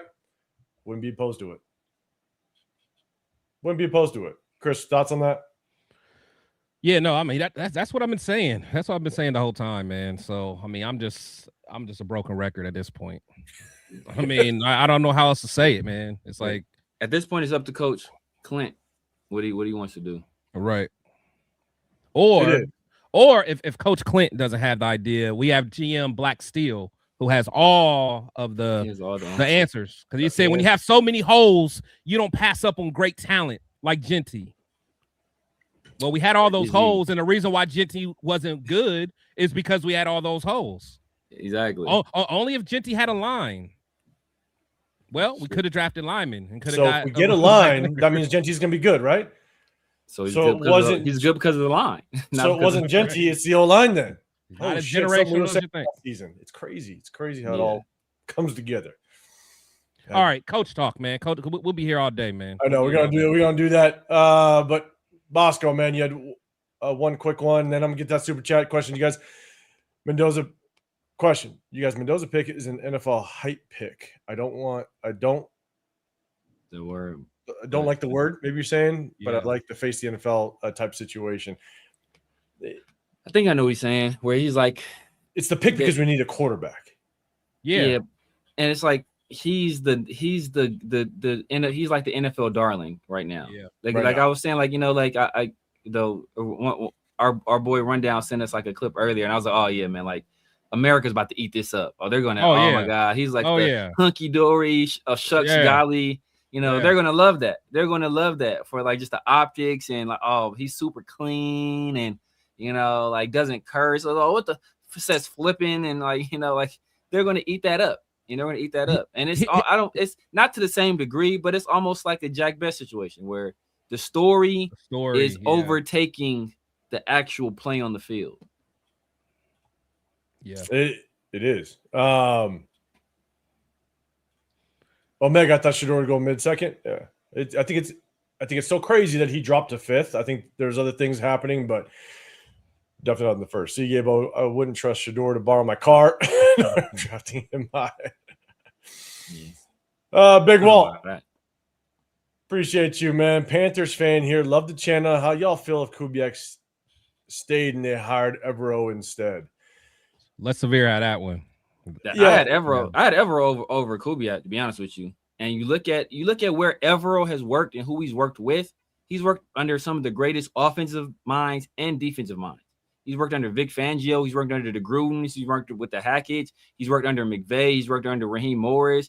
He worked under Joe Witt Jr. Like, he's worked under some of the best minds offensively and defensively. So I think he's a guy that he went to that Chargers team with Nathaniel Hackett as head coach and instantly turned that team into like the 7th overall ranked defense in the league. I think they were like top 5 in passing defense, top 10 in rushing defense. Went to the Panthers. They were dead last in defense. And I think he got them already in like the mid-teens after 2 years. So it's like I think first year he had him in the mid-teens. I think they moved up to like 12th or something this year. So he's already, he makes an instant impact with the teams he's on. And that team they made the playoffs because of Tetero McMillian, a guy I was writing about again. Where's my credit for that? And because of that defense. So I just think that he's a guy that, I think he's supremely qualified. And like I said, he's been around the block. He's been in the NFL for a very long time and worked under some of the best minds. And I think he has what it takes to be a head coach. But like I had him above Clint, but it wasn't like a massive gap where it's like, oh my God, he's way better than Clint Kubiak. I had him as my 4th guy. I had Clint as my 5th guy. Yeah, Chris, any thoughts on that? Yeah, I'm not as high on him as Severe is. I mean, out of the two, I'd probably be okay with Kubiak over him.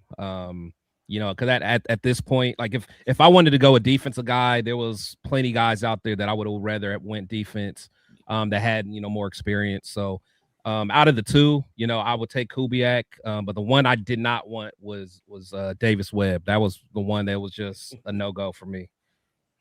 Yeah, no, I'm with you. And look, the more and more Evero kind of came into the picture with the second interview, and Severe, I know you were high on him, so I kind of started doing a little more research. His history is actually pretty damn good. I'm not gonna lie. It's excellent. It's sterling. Yeah, you gotta love the history, and I know Severe. We're gonna talk about head coaches, but when you look back, the one thing that I want to look at is really history, right? I lean more offensive-minded head coach. That's what I wanted, like most of us, but Evero is interesting. I think he's got good enough experience to where if you do bring him on, you can trust the process. You got to give him the time to trust the process because he's got enough experience. I did not know that he was coaching the NFL for like 10 plus years. which is wild. So I think that I wouldn't be mad at it. I'd still just be kind of cautious, but with the experience, I would be like, let's rock with 3 years, 3 to 4 years. Let them roll and let's see what we got out of them. But man, appreciate the super chat. Troy Gill, Trey Genty, and Mendoza is not a good quarterback. Watch out, Troy Gill. Look, I have a lot of question marks, but I wouldn't say he's not a good quarterback. It's all comparing him to the number 1 overall draft pick, and I think that's the tough part. That's what people's not. Yeah, that's what they're not getting. You know, at the end of the day, that's what they're not getting. They're thinking we're just saying that he's trash.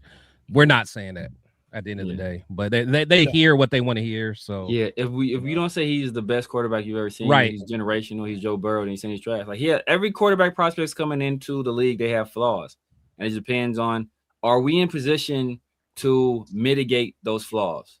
And I don't think we have the pieces on the roster to do it. And I don't know if the pieces are out there in free agency that are going to be able to do it either. And the draft, you know, that remains to be seen. But so how well he does his first year, you know, I don't know. And if people are already saying maybe we should sit him, but then just draft the quarterback next year. So again, when we continue to talk about Mendoza, it's not that we're saying he's trash. It's all evaluating him as the number 1 overall draft pick and the expectations that come with that pick. So what up, Chewy? What's going on, man? You said don't trade shit. Hey, that's what a lot of people like. People are all about that. Mopar, we're going to talk about that here in just 1 second. Chewy, also, I don't think we are. I don't think we're ever going to get to that 805. I know. We're never going to get to that. But hey, you're saying Genty's good, and you're right. He's good. Yeah, he's good. Yeah.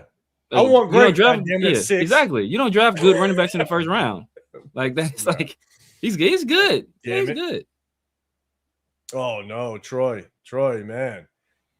That running back, that Jeremiah Love is actually pretty damn good. Troy, they're gonna hate you, Troy. Troy, they're gonna hate you. Yeah. They're gonna hate you. And you know who's gonna end up getting him is the Chiefs. Oh my God. If he goes to the Chiefs, bro. Well, I mean, but I think they hired didn't they hire McCullough? They hired McCullough, who coached them in, and they brought back Eric B and Rakim. Yeah, that's what I'm saying.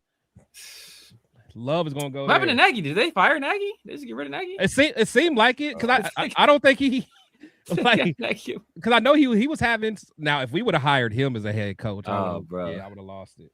Yeah, I don't know what they're doing with Nagy. I don't know what they're doing with Nagy. Yeah, Nagy. They did Nagy like Seattle did Pete Carroll. You don't got to go home. Exactly. Right. Count these staples for us. Hey, TK, I don't know if you went. You're on my live on Friday. I went live on Friday, and Monroe Freeling, the offensive tackle for Georgia, he's actually a guy that I'm paying attention to. So, and Jake Slaughter from Florida, he looks good too. Yeah. All right, goddamn. Hey. We need to talk. We need to talk a little bit of head coaching talk. But Houston, man, you're saying y'all failing to realize that we had the worst offensive line coach in the league. Oh no, we realized that. Don't get me wrong. We realized it before the season started. I said before the season he was the worst offensive line coach in the league, and I was wrong because Pete Carroll has Super Bowls and he won at a USC, and so I didn't know what I was talking about. That's why it's like everybody's you don't know what you're talking about. That same thing they said when I said Pete Carroll was trash, and I said Brendan Carroll was trash. Like I said, we shouldn't draft. Like, those the same people saying the same thing, and now they're back. Just wash, rinse, and repeat, baby. Wash, rinse, and repeat. Yeah. No, my biggest question mark going into last season, I said it when we went live in our famous live with Lunatic in his hat. The hat. On that live, and that was like a week. That was like in May or something like that. I basically said like my biggest question mark going into this season was Brendan Carroll.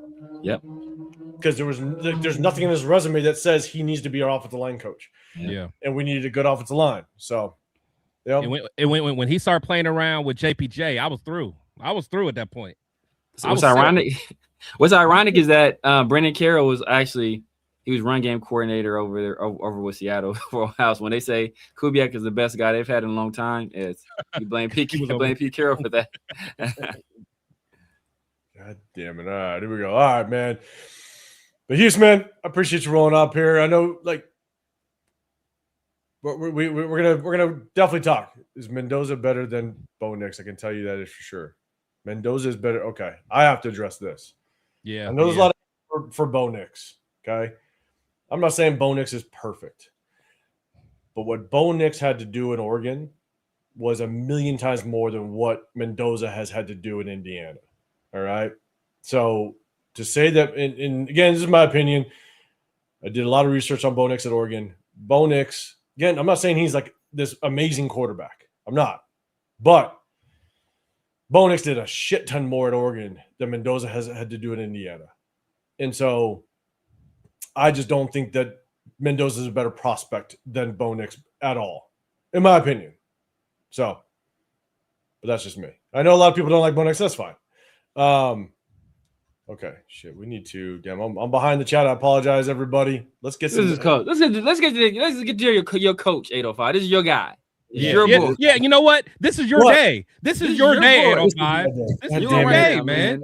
Rundown getting called to the carpet at a later date. Yeah. Today is your day. Yeah, this is your day, man. This is my day. Because you know what, though? You know what? Because I kept looking around. You're pulling out the Caribbean? No. I told prior is to this Adam Butler special.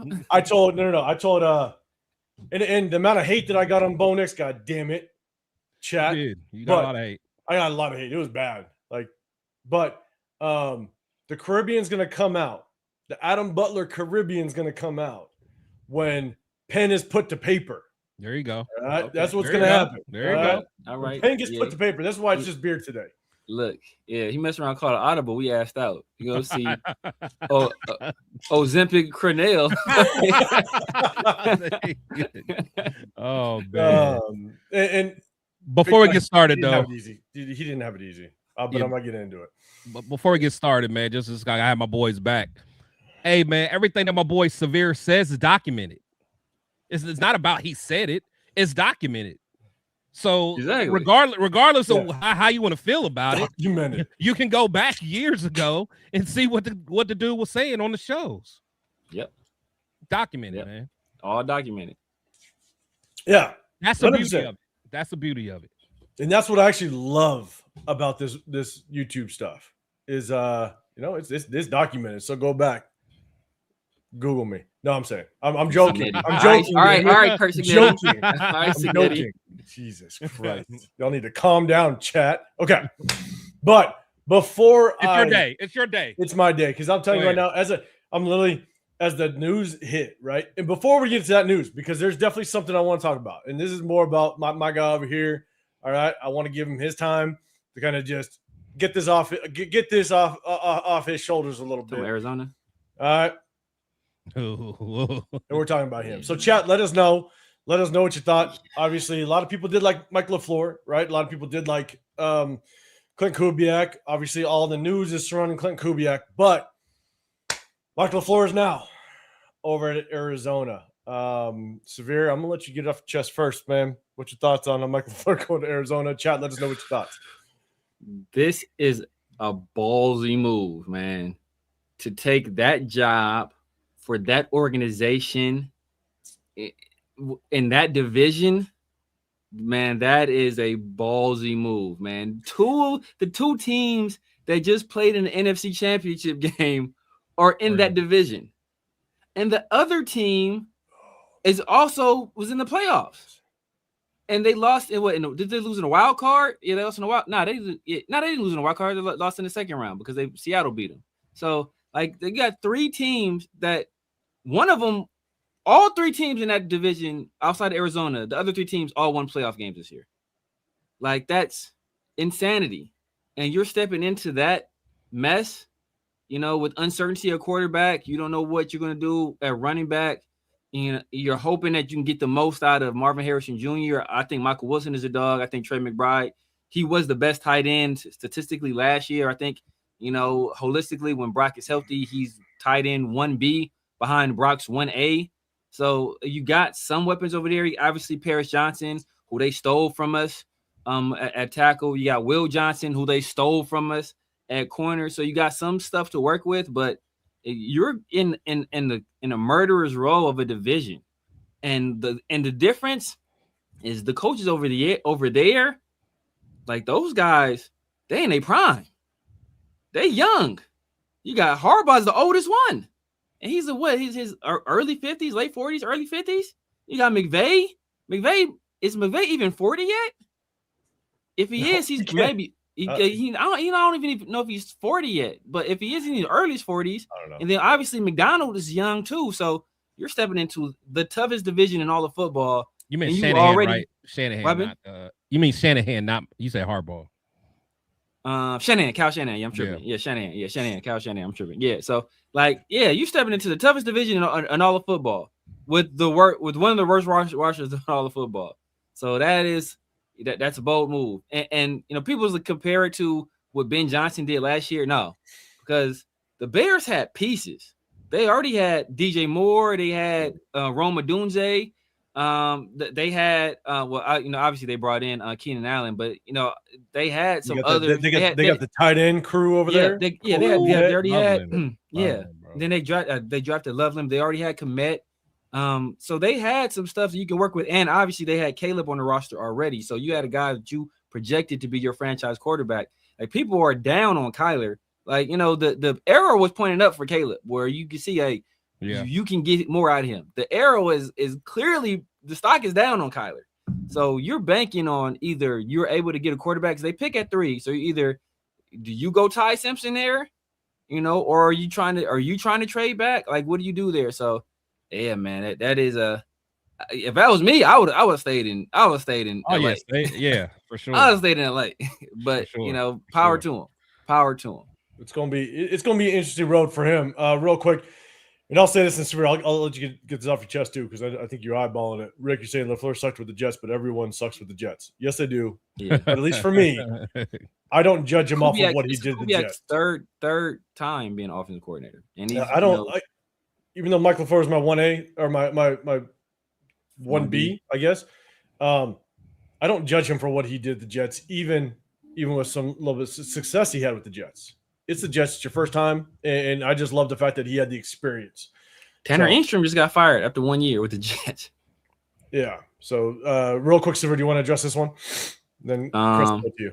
Yeah, I mean, I think he struggled with the Jets, but like I said, Robert Saleh was the head coach there, and Robert Saleh fought to have that guy stay on as offensive coordinator because he understood the value that he brought there. So, I think that was his first opportunity to be offensive coordinator and really call plays. Obviously, he's had success with the Rams as their offensive coordinator. Sean McVay is a play caller there, but I just think the experience he gained there, dealing with the rookie quarterback and those dynamics in a struggling franchise, I think that's going to pay dividends. I think that would have paid dividends with us. That's part of the reason why I wanted him here, because you've seen it before. He's seen the chaos. Yeah, exactly. From a bad organization with the rookie quarterback that you're trying to fight through, and when you they say oftentimes you learn more in failure than you do in success.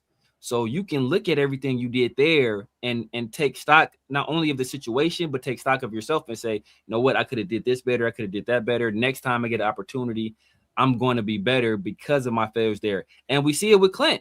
Clint failed with the Vikings. Well, I say failed, but he didn't do great with the Vikings. He was mid-tier with the Vikings.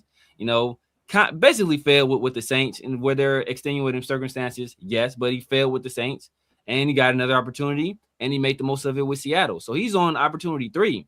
We're not even going to talk about we'll talk about his other places he was at as later on when we talk about the head coach. But so like there are other failures in there too. So just because you fail in one spot, that doesn't define who you are.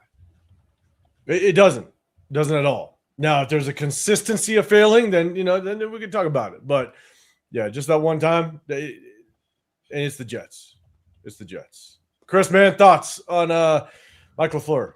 Yeah, man, it's kind of what you guys are saying. I mean, at the end of the day, you're banking on, with Zach Wilson, as immature as he was at that point, it just wasn't a good setup. But the thing is, you can see what he's done. Still kind of teaming up, with the Rams. I think, of course, you want to give Sean McVay, all the credit, but you could tell that Mike LaFleur is getting them busy. What they were doing in the red zone with Devontae. I mean, Devontae was unstoppable. I mean, they were unstoppable in the red zone for the most part. So, but yeah, I mean, at the end of the day, I think it's risky, for him to go there. I think I would have stayed at the Rams, try to run it back and get to the Super Bowl, and then kind of get the pick of the litter. at that point. But yeah, that's gonna be tough. Yeah, I agree. I think it's gonna be tough. Vontae had a game where he had 25 yards and 3 touchdowns. Oh yeah, that was overseas too. I think that was in England or something. He got busy. I would just be insanity. Again, just because Michael LaFleur was my 1B, and again, it was just the difference between play calling duties, right? I mean, we're talking about Kubiak, but that was my biggest difference between them two, is like just knowing that Kubiak, he's the play caller. You know that he's orchestrating it, and can Michael LaFleur actually replicate what we're seeing with the Rams? And so that was my one knock on him, or not knock, but it was just the difference between him and Kubiak. But I think that's going to be – I'm really curious as to what's going to happen with Kyler Murray. Because if he moves on from Kyler Murray, if he goes somewhere else, who knows where he goes. But if he goes somewhere else, and if it's not the Jets, now you have us, the Jets, and the Cardinals looking for a quarterback. And now that makes that number 1 overall pick that much more enticing. Right. You know what I'm saying? So I'm watching for where what happens with Kyler Murray. If he stays with the Cardinals, okay, he stays. But if he moves on and goes somewhere else, other than the Jets, that opens up the door for a bidding war. You know what I'm saying? So I'm definitely going to be looking to see kind of what happens with Kyler Murray. So it's going to be interesting for sure. All right. Let's get to the next one. This guy right here. So what I'm going to say is. Look at him glowing. Look at him glowing. No, you ready? The Asian man is blushing, man. So check this out, though. When this report came out, when all of a sudden it says that, look, like there's a good chance we're inking him up, right? I was like, man, you know that feeling? When it's 110 in the desert? In case some of y'all live in the desert. I live in the desert. I got 12 inches of snow right now. I can't relate. Or you're on a cruise like Chris. It was 81 degrees today in California. It was -5 here. And you jump in the lake, or you're at the it's 100 degrees by the beach. You could jump in the water, or you're out there 3 hours doing yard work, and you could just sit back and have a nice cold beer. Yeah. That's what it feels like when you could be on the same side as Raider Nation, like 90% of them. I don't know what it feels like. I don't either. So I don't either. I sat there going, man, like, I don't know what this feels like. But because I'm seeing everybody kind of coming into it and being like, hey, Clint Kubiak's the guy, I'm like, this feels kind of good. I'm not gonna lie. Like, it feels warm. You know what I'm saying? It feels nice. And I said, I'm gonna come on here and be like, my guys need to just come over here for a second. Just come on over here for a second and just feel the weather on this side. Because actually being around the weather that Raider Nation actually is kind of on your side, feels good. It feels maybe good one day. Maybe one day. It's 8:05. Woke up this morning. His beer was extra cold. His shirts were extra black. Oh yeah, they were clean. His shirts ain't never been blacker than they were today. He's a man. His daughter's probably got some free candy too. They probably got some candy. He just set it on the table. Went outside. Like, have at it, ladies. Help yourselves. The amount of time I've been on the same side as Raider Nation, man, I don't even remember. I'm gonna get there. I'm gonna get there one day. I don't know what, but one day I'm gonna get there. And Chad, I promise you, I'm gonna try to get them over to the warm side. It's like a cold beer after 3 hours of yard work. I'm serious. It feels nice. It's warm. I don't hate Kubiak though. I don't hate him. So it's not like I'm all the way, to the hating side. So I'm cool. Yeah. I don't hate Kubiak either. I'm just it's just way he wasn't my top choice. I don't hate the hire. I'm not going outside like spinning around like this, like with my arms and then it's just like, okay, we get hired a coach. Okay, not bad. Yeah, Houston, man, I appreciate you rocking with us. Appreciate you throwing a super chat out there, man. And look, what you're going to get with us, there's definitely going to be back and forth, but it's just it's all fun, man. It's all fun, man. Any support you can give, that's more than enough, Yeah, appreciate you, man. Hey, me, I just want y'all to double tap my screen. I ain't tripping on money. Just double. God damn, I just want to get in the algorithm again, man. Sheesh. But look, yeah, if I don't like my takes, hit me twice in the face with your finger.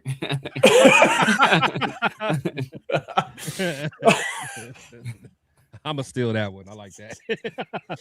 God damn it. See, so look, yes, I'm a big Kubiak guy, but it goes back to just experience, right? It goes back to experience, just like Michael LaFleur. The experience between him and Kubiak are something that you could respect. It's something that you can, one thing that the Raider Nation has not had for a very long time is us being able to sit back and have a coach, obviously outside of Pete Carroll, but there was a lot of things with Pete Carroll that were going against us, age being one of the biggest ones. But at least Clint Kubiak can bring to the table the experience that allows us to sit back and try to trust the process for 3 to 4 years, right? It's always a risk. And as much as, yes, that was my guy, that's who I wanted us to take, I understand that it comes with risk because he's never done it before. And so we're going to have to kind of just sit back and go, okay, how is he going to be able to handle this position, knowing that he's never done it before? But all I'll be able to revert back to is the fact that the experience is there. And he showed that he can handle an offense and run the offense at a high level. That's what he's showing this year. And I have now become a Seattle Seahawks fan, so that there's no goddamn hiccups of him wanting to try to go back and pull a Ben Johnson. Which let's run it back. But I don't think it will, because I think Ben Johnson ran it back because he knew he had Jared Goff. Sam Darnold is a free agent after this year. I think he goes into free agency. Oh no, I'm sorry. I take it back. My bad. I was thinking of somebody different. Yeah, I'd be curious if he does try to run it back again, with Seattle. But I think with Clint Kubiak, obviously he showed, and we're going to do a little bit of comparison of what Seattle's offense looked like 2 years ago versus from when he took it over. We'll do a little bit of comparison, just how much he improved that offense.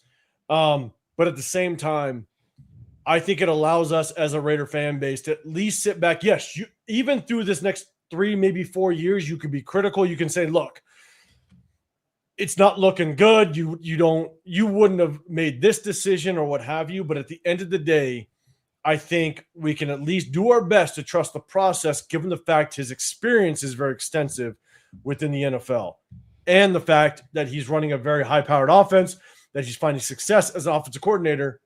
We can at least trust the process. Again, I talked about Pete Carroll, but let's go back to Antonio Pierce. That was my biggest knock on Antonio Pierce, is that as much as he was that kind of rah-rah guy, his experience was almost nothing in the NFL as it relates to a coach. And when you sit there and go, trust the process, what process is there to trust? Right. He's only been a position coach, a linebacker coach, 5 years prior to us bringing him on. He was a high school coach. So there wasn't, when everybody wants to say, trust the process, what process is there? So at least with Clint Kubiak, we can sit there and go, okay, may not agree with maybe some of the things he does, but let's trust the process. Let's see how it works out. And I think we can at least somewhat agree that we can try to at least give him a little bit of benefit of the doubt based on his experience. And so I'm going to Chris, I'll throw it to you first. What's your thoughts on Clint Kubiak? Chat, let us know what your thoughts are. Do me a big favor. Hit that hashtag Raiders. We've got over 400 people in the building. Double tap that screen. Chris Peck Show podcast over here. The Severe Raider. I'm 805 Raider. Real Talk Raider Nation. We appreciate y'all. Hit that hashtag Raiders. Let me know what your thoughts are on Clint Kubiak as the head coach. Chris, man, thoughts? Yeah, I mean, it's like I've been saying, man. I'm going to support him. Again, I think where my mind just automatically goes is, just looking at the other coaches in our division. We have, arguably the strongest, most experienced, coaches, division of coaches in all of football. So I think it's going to be tough, man, for a guy like Kubiak to really come in there and try to out scheme some of those guys. I just think it's going to be tough. So that's why I wanted someone with a little bit more experience. I mean, I understand getting a young mind, someone with some fresh ideas and things like that. But I just don't know if he's a leader, if he can lead. Now, he may be able to do it. You know, we won't know until he gets in there. It's just some of the things when you look at interviews and things like that, mannerisms. You know, I don't know if he's going to be that guy that really just demands and commands respect and stuff like that. I mean, the guys might like him, but you know, being able to really get grown men, the whole team, not just the offense, not just the quarterback room, just getting all those guys to follow you. So that was one thing I was just unsure about. But again, he might get in there and his coaching style and leadership style might work. I don't know. And then also I just want to see what kind of staff he can put together. You know, you get some of these young guys, they don't necessarily have the ability to get, the best names, for the position coaches and things like that. Because sometimes those good position coaches don't want to go with a young coach. So, it just depends, man. It's just a lot of question marks. I don't hate the guy, but he definitely was not one of my top picks. But now that he's our coach, I'm going to support him. I hope they win the Super Bowl. I hope all those things that we're seeing that he brought to Seattle, he's able to do for us. And I mean, he can scheme guys open. He's gotten a lot from Walker, what he's done with, the receiver. I mean, he's got him playing at a high clip. So I just want to see what he can do with us. Yeah. Cyril, I'll throw it to you here in just a second. We're going to go through just some of these chats. I'll throw it to you. Don, you're saying I was watching some of the Astros Jesse highlights. Goddamn, they need to throw him the ball more in space. Line him up as a wide receiver. What do y'all think? Don, I don't know if you rocked with us, but we broke down game film during the season. After every single game on Wednesdays, we break down the game film, and we threw him the ball in space. Yeah. When you watch the highlights, yeah, he looked okay in highlights, but highlights are just highlights. If you go back and watch him, and we threw him in space, like he also struggled to make the proper cuts in open space. Yeah. And so it's kind of hit or miss with him in open space and just how he's going to be able to perform. And we showcased that multiple times throughout the season. But, if Mendoza wants to throw him the ball, go ahead and throw him the ball. I hope Mendoza's a lot better at throwing if we get him, to Brock Bowers and the receivers that we have. So real quick, Severe, thoughts on this one? Yeah, man. Ashton Jeanty is the exact opposite of the guy that Fernando Mendoza likes to throw the ball to. Like a short, squatty guy with short arms, small catch radius, and questionable hands. If you're a receiver, as a running back, I think he has good hands, but as a receiver, his hands will be questionable. So like those aren't the guys that normally Fernando Mendoza thrives with, especially on the outside. If you want to throw some swing passes out of the backfield or do some stuff like that, I think that's all well and good. Or if you want to design him where he's like wide open over the middle of the field, hopefully you get him one-on-one with linebackers and stuff like that, and it's an easy read, stuff like that. Okay, I can see, but I'm not lining Ashton Jeanty up on the outside and like running them on routes like against DBs and corners and nothing like that. Like that's not his. Like that's Bijan can do stuff like that. I think Trey can do stuff like that. Christian McCaffrey obviously can do stuff like that. Like that's not Ashton Jeanty's game. Not in the NFL. Yeah, boy, George, if Kubiak loses the locker room, how long will Davis put up with it? I honestly don't even know if we want to address that right now. Like, you just don't even know. Yeah, let's not even put that in the atmosphere. Yeah, I'm not. Yeah, let's not even put that up. Let's not even think about that. Yeah. Let's give him his 3 to possibly 4 years, and we'll kind of figure it out. I'm stretching it. It's just 3. Rather get 3. Don't be stressing. Don't try to stretch it to 4. Brother, you got 3 to 4 to 5 years, and we'll win a goddamn Super Bowl. Brother, you got 3. Well, hold on. Shout out to Big John. I don't trust him, but Big John, just so everybody knows, Big John is an advocate, a massive Pete Carroll fan. I think he was so mad that we let go of Pete Carroll. He was so bitter. Oh my God. Oh yeah, Big John. He loved you exist. Yeah. So wow, you guys still out there. Hey man, power to you. Hey, stand on your square, Big John. I didn't have to stand 10 toes down on many occasions, bro. Stand strong. Him and Bob the Surfer. Bob the Surfer, they love Pete Carroll. But John Fallon, I'm gonna try. John Fallon, I need my 2 guys over here just to know just how comfortable it feels being with the Raider fan base. Okay, I'm gonna try. The thing, if we weren't the second losingest team in the last 20 years, then I might be able to go. But again, 100%. It's always risky. All right, Severe man. Thoughts on Clint Kubiak? I'll be right back. Thoughts on Clint Kubiak? Where do I begin? First of all, let's look at that face. I mean, as I said, I'm on the same wavelength as my brother from another Chris. We often agree. As long as the topic of conversation isn't Chip Kelly or Josh Jacobs, we're generally in agreement. Right. But it's not a hire that that like really gets me motivated and excited about the team going forward. It's I'm taking a wait and see approach. Like, okay, let's see what he does. This interesting. I'm okay with it, but it's not. I don't feel the excitement and exuberance that a lot of Raider Nation is feeling right now. And that quite frankly, a lot of people were feeling after we hired Pete Carroll, right? Or a lot of people. I'm one of the few people in Raider Nation that when we were going through the Antonio Pierce, the interim stages. It's like, hey, I am, man. I'm playing. I'll fuck your life up. You don't want to be down having a bad day. Be like, Severe, can I talk to you? No, don't talk to Severe. Don't talk to me, man. but when we were going through an interim Antonio Pierce, I was probably the only holdout saying, like, I don't want this dude as my head coach. Like, I don't think he's ready. I was all in. I ain't gonna lie. It wasn't until when he beat the Chiefs on Christmas Day, and it was basically all defense that did it. I was like, well, okay. Then we got we got to hire him, but we got to give him time to grow into the role because I don't think he's ready. And we did one of those things, and we didn't do the other thing. So I'm really critical when it comes to my head coaching hires. I didn't like I said, I didn't initially want the Pete Carroll hire. I didn't want the Pete Carroll hire at all. Rather, I didn't initially want the Antonio Pierce hire. So. Like I scrutinize these guys and I look at what they've done elsewhere. And, it's been for Clint Kubiak, it's been basically a calamity everywhere he's gone. Look at he was offensive assistant with the Broncos. I think he started off in his dad's last year there. And that was the season that he got his dad fired, and then Ozempic Cornell took over and, they were terrible there as well, right?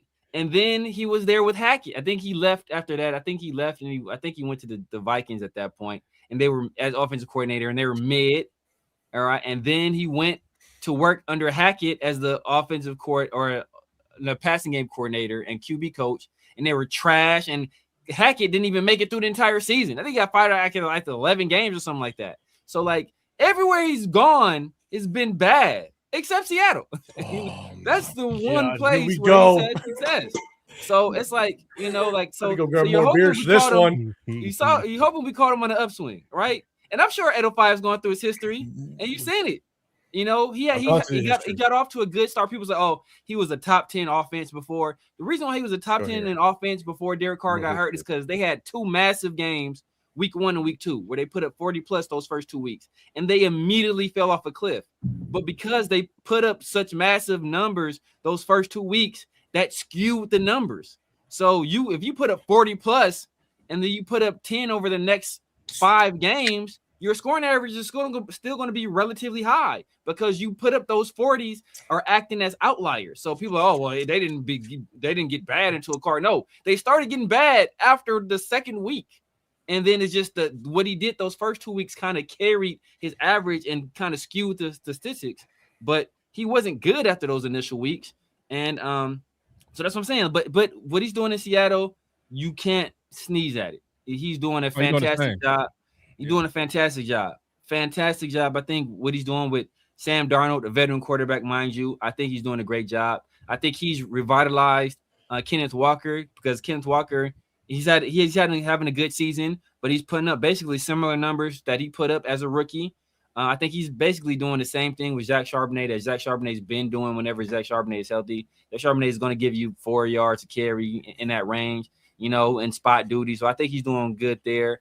Obviously, Jackson Smith and Jigba is having an incredible season. But outside of Marvin Harrison Jr., all those Ohio State guys are really, really good receivers. I mean, I think that's a testament to Brian Hartline, I think, who took over at USF. I think he went to USF, Southern Florida.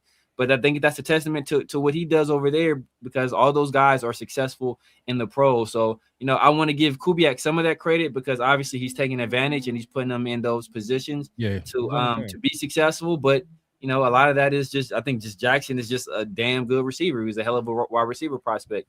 And I think some of that may go to Kupp as well, because that, you know, his revival or him having that breakout year kind of coincides with Cooper Kupp going over there and being able to mentor him. And in a Cooper Kupp, we all know he's a student of the game, and Cooper Kupp is the guy who is a student of the game, and he loves Clint Kubiak. So I think that's another feather in the hat of Clint Kubiak. So I think, you know, if this was the year, maybe it took him some time to figure everything out, to kind of get away from the Denver organization and get away from people he's worked with in the past and kind of be his own man and do things his way 100%.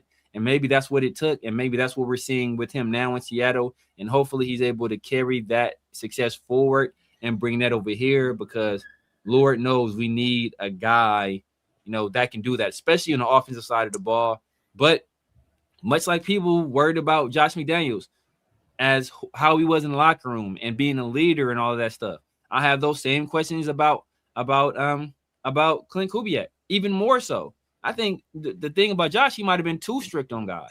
And Clint Kubiak, I don't know how strict he will be or how much respect he will command or will demand. And when it comes down to it, you know, like, you're going to have to do it at some point, especially if this team or when this team faces adversity. And it remains to be seen if he can do it, because scheme for scheme, I don't think he's better than Josh McDaniels.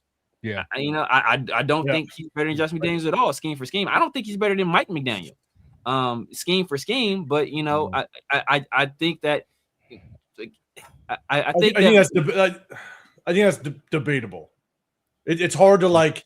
Yeah. It's hard to actually put that, like, how you scale that. You know what I'm saying? Because the thing is, like, you look at what he did against the Rams and stuff like that. You know, it's hard to really pinpoint how you can differentiate between the three. Yeah. You know, so I guess the way I can put it is like it's kind of objective. Yeah. Well, I think Mike McDaniel one time had like the number one scoring offensively. I think he were number one in scoring and number one in yards with Tua Tagovailoa. I think that's just want to go for scale. I think that's scale like a motherfucker right there. My bad. You said Mike McDaniel. My bad. I thought you said Josh McDaniel. Oh yeah, but yeah, I think Josh McDaniels. I said both of them. I think Josh McDaniels was just Josh McDaniels. What he's doing at the instant turnaround you kind of seen with this offense. I just think that and I don't know if the Patriots are ranked higher offensively. I'm pretty sure they are. So I think they have like a top 5 offense, I want to say. And Drake May is having MVP type season. Obviously, we see what Trayvon's doing. We see what he's doing with Kayshon Boutte. We're seeing the revitalization of Stephon Diggs. You see here Stephon Diggs crying after the game because nobody believed in him.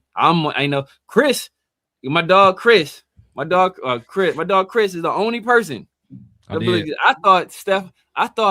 don't know he was washed, but he was heavily rinsed off. Yeah, I wanted him.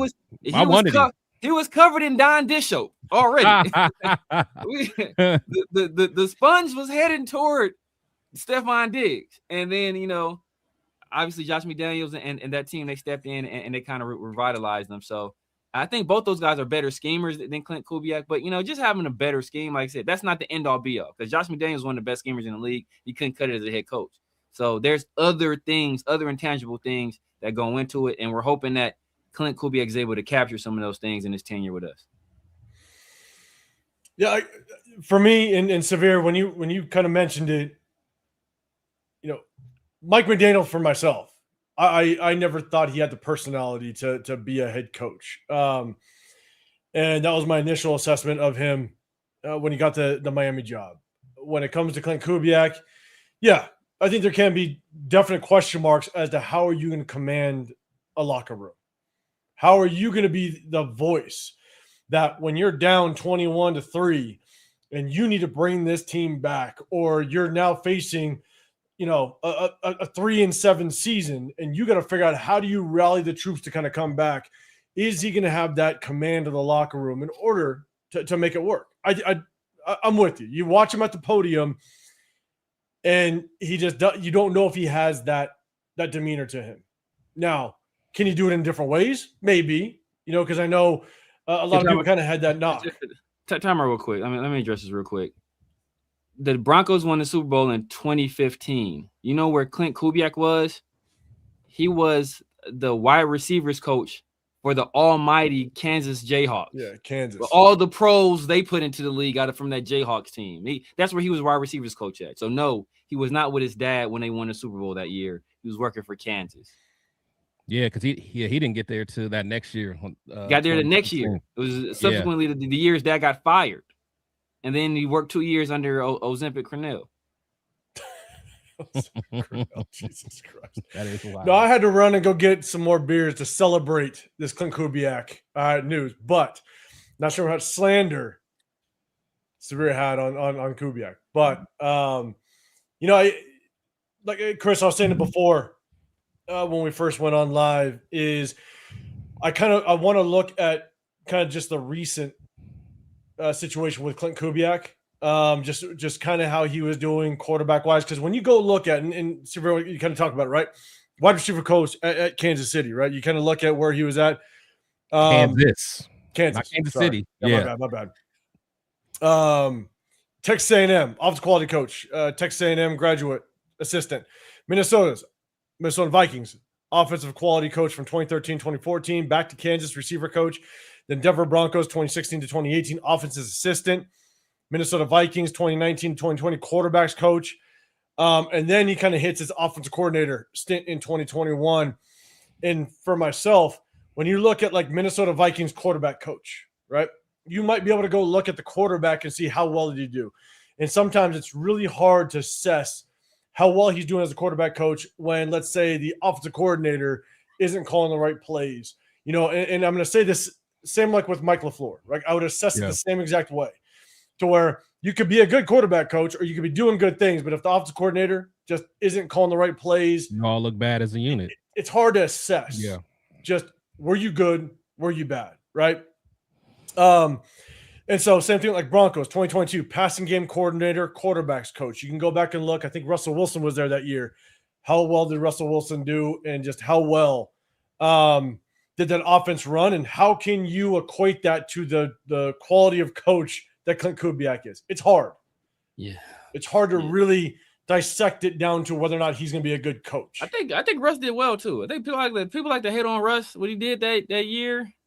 I think he did. I think Russ did well. I think it wasn't not that. It wasn't not that. Year. It was the next. It was the next year. Yeah. He did well under. Yeah, he did well under Peyton. But because that was Hackett's year, and Hackett got fired. He was trash that year. That was the Hackett year. That was the Hackett year. So I got it. My goodness, yeah. We're gonna rip number through... one defense though with number one defense under with the Jero Evero. He did. Evero did his job. So he was. They were. Look at Big John is gonna stand 10 toes down. Clint is coming here, bro. He's not going to fail. I don't think he's going to fail, and he's definitely coming. He keeps saying he's going to be our head coach, and I don't think he's going to be a failure. How good he does remains to be seen, but I don't think he's going to fall on his face. If it's not Pete Carroll, it's a failure, according to Big John over there. So I kind of started with the Minnesota Vikings. He was the offensive coordinator over there.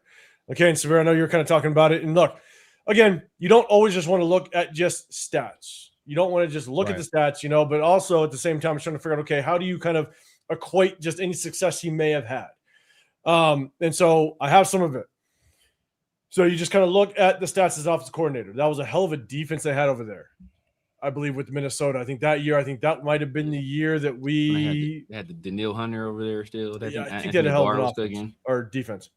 Yeah. But with him as the offensive coordinator, and I think, Severe, you kind of mentioned that there was some games that kind of threw off the stat, or at least that was under the Saints. There's some games early that skewed the. What year? You talking about the 19? That was that was 21, I think, when he was with the Vikings. Yeah, so this is the year, the 2021 year. Kirk Cousins 4,200 yards. Okay, yeah, because he was there 3 years. So you talking about when he was OC though? Yeah, he was OC at 21. Yeah. Yeah, in 21. Prior to that, he was, I believe, I can go back. Quarterback's coach. Yeah. So again, it's just a pull reference, right? Again, we can kind of do a deeper dive on just his overall performance as a offensive coordinator. We had Kirk Cousins Jettis put up 1,600 yards as a rookie. Eesh.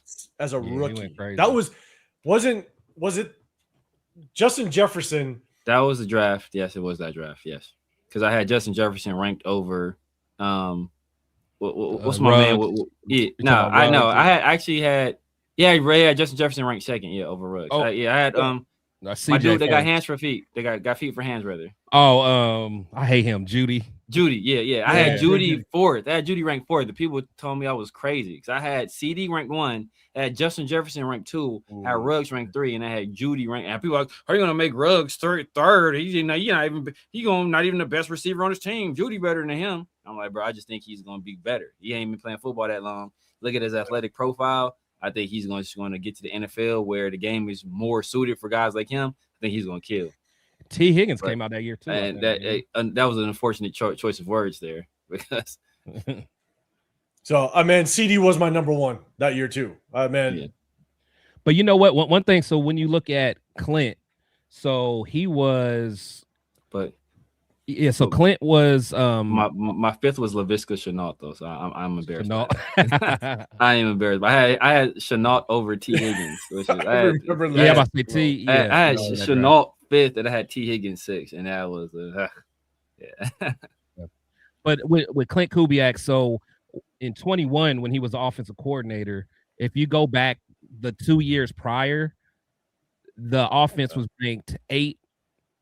And they were ranked 8 in points in 19.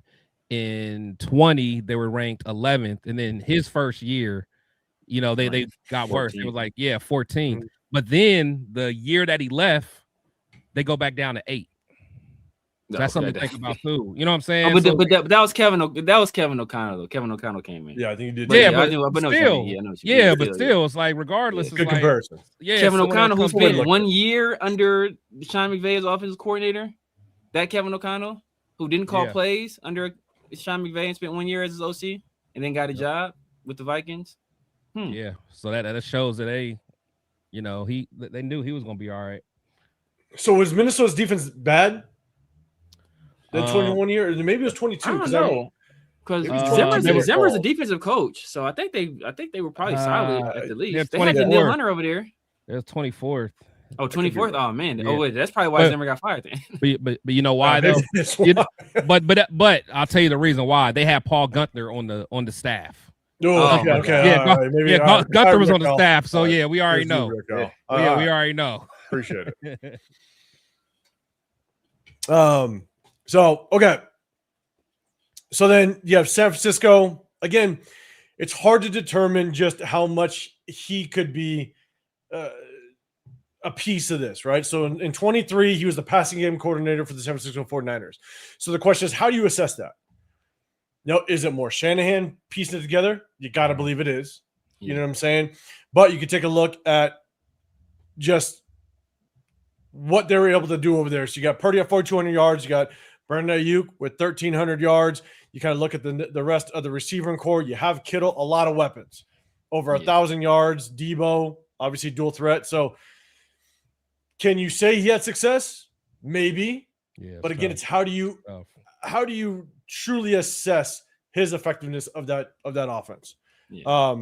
But if you want to look at it that way, you can. Then we'll look at New Orleans really quick. The 2024 season. Yeah, New Orleans is a mess.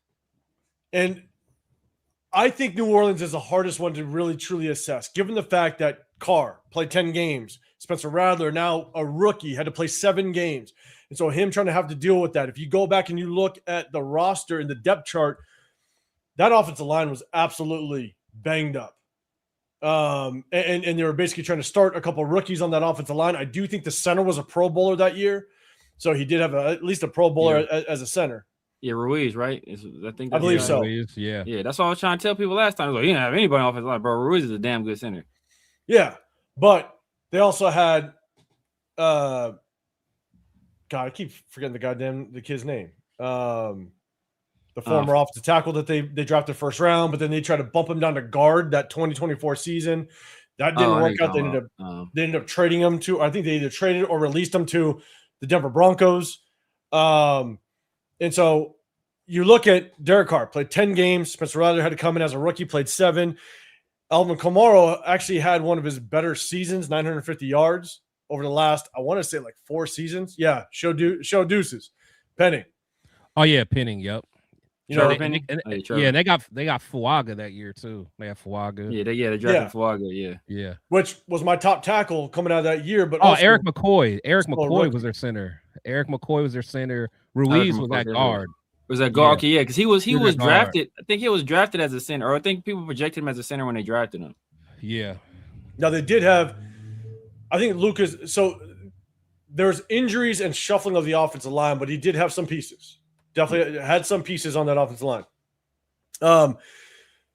But you take a look at Kamara 950 yards, which again, one of his better seasons over the last, I want to say 4 seasons or so. And so good to see him just kind of produce with the running game. Again, him being able to do some things with Genty could be promising. But Chris Olave only played 8 games that year. All the concussions that he went through. So yeah. I think with the Saints here, I think it's tough because it's really trying to figure out, one, that's only his second year being the offensive coordinator. So it's trying to shuffle all that around. What's the downfall? How is he able to actually produce that Saints offense? And so to me, again, everybody, you can correct me if I'm wrong, but to me, I feel like, okay, it's good that he had the experience and that's what I'm going to take from it. Now, if he would have followed that up and had a shitty year with the Seahawks, okay, like we might be having some problems. We might have some different discussions. But him following it up and actually having some success with the Seahawks allows me to at least say, okay, I like the experience with Minnesota as well as the Saints. And now he's really starting to piece it all together. So, Severe, I'll throw to you first, man. Thoughts on just his performance with Minnesota as well as the Saints? I think you may have touched on it when I went to go get my couple more beers to celebrate Clint Kubiak. But real quick, just thoughts. It's underwhelming. I mean, people say Olave was out, but he still had Rashid Shaheed. He still had Taysom Hill. That's obviously Alvin Kamara is a weapon that's one of the better, pass catching like running backs. And he's the one that really kicked off this whole era that we're seeing about guys being kind of those dual threats. He's never had 1,000-yard rushing season ever. Yeah. Like he's never had it, but he's still, generally considered one of the better running backs in the league. Dual threat. A lot because of what he does in the passing game. So he still had weapons, right? And like I said, people put on a lot on his rankings, but the offense, I could see if it was like, it happened late in the year. They fell off the cliff after week 2. Oh yeah, after they went week 2. Yeah, they went up. They fell off a cliff. So it wasn't like, they went on a 7-game. They went on a 7-game losing streak. Yeah, so it wasn't like it was just overtime, and it was the war of attrition, and they couldn't. After week 2, the offense falls off a cliff. So when did Carr get hurt? Because he still played 10. He still played 10 games. So no matter how I wanted to pitch and patch that thing together, right. He played 10 games. So it wasn't like he was all, like I said, it wasn't late in the season and have a collapse. Or after week 2, falls off a cliff immediately. 7-game losing streak. And you look at the point totals there are bad. Yeah, in a bad worst division. So the point totals are bad. Like it's the one good offensive game they had, it looks like and even one of the was a 27-point game they put up, but they lost. But the other team put up 51. So I'm sure that was like some. All right, bro. We calling off the dogs. Let you get a late touchdown here, late score there. So, that's concerning. That's concerning because you look at Seattle this year. They've essentially been the picture of health. Offensive line. Yeah, I don't think that offensive line. I don't think they've sustained any injuries. Right. I think the only person I think Jackson got banged up a little bit. I think maybe Cooper Kupp got banged up a little bit, but they always either had one of those guys. And Ken Walker been healthy in the entire year. Zach Sherman, I think just now he's getting banged up. So for the most part, they've been relatively healthy. So like part of being in the NFL is dealing with injuries. And if you can't overcome that, that says a lot. So I don't want to take anything away from what he's doing in Seattle because obviously he's doing great. But, you look at that Saints job where he had adversity. You look at the other stops he's had where it's been, outside of when it's not with Kyle Shanahan it's been spotty. You know, the Nathaniel Hackett years, the Vance Joseph years. It's been a lot of spotty ass years, you know, and then obviously the Seattle year is, you know, has been the year that it all, you know, came together for him. So you're hoping this is his true self, where something clicked for him. He lost the Saints opportunity. Obviously, that didn't go as planned. Dennis Allen got fired. You know, he loses his job because the whole staff gets let go. So you hope maybe he did some soul searching that offseason, talked to some people, maybe sat down with his pops and, you know, really got to the root cause of, hey, how can I be better in this league? And we seeing the fruits of that in Seattle. You kind of hope that's what it is, because what he did in New Orleans, like, 'cause I remember everybody at offseason was like, Kubiak, oh, we got to get Kubiak. He's the guy that's working for Shanahan. Kubiak, he's offensive coordinator. And I wasn't really high on him. And then, because unfortunately, I think that's the year I liked Slowick, and then they got rid of my dog Slowick. So people was giving me grief for it. You did like Slowick, so then those first 2 games, he put the 40. Like, what you got to say now, Severe? What you got? I told you that boy Kubiak a bad man, and then immediately falls off the cliff. So I was hearing it that whole offseason, because I will say a lot of Raider fans wanted him to be our offensive coordinator hire over Luke Getsy. And I don't even think he gave us a look, because I know he was a hot name that year. Zach Robinson was a hot name that year.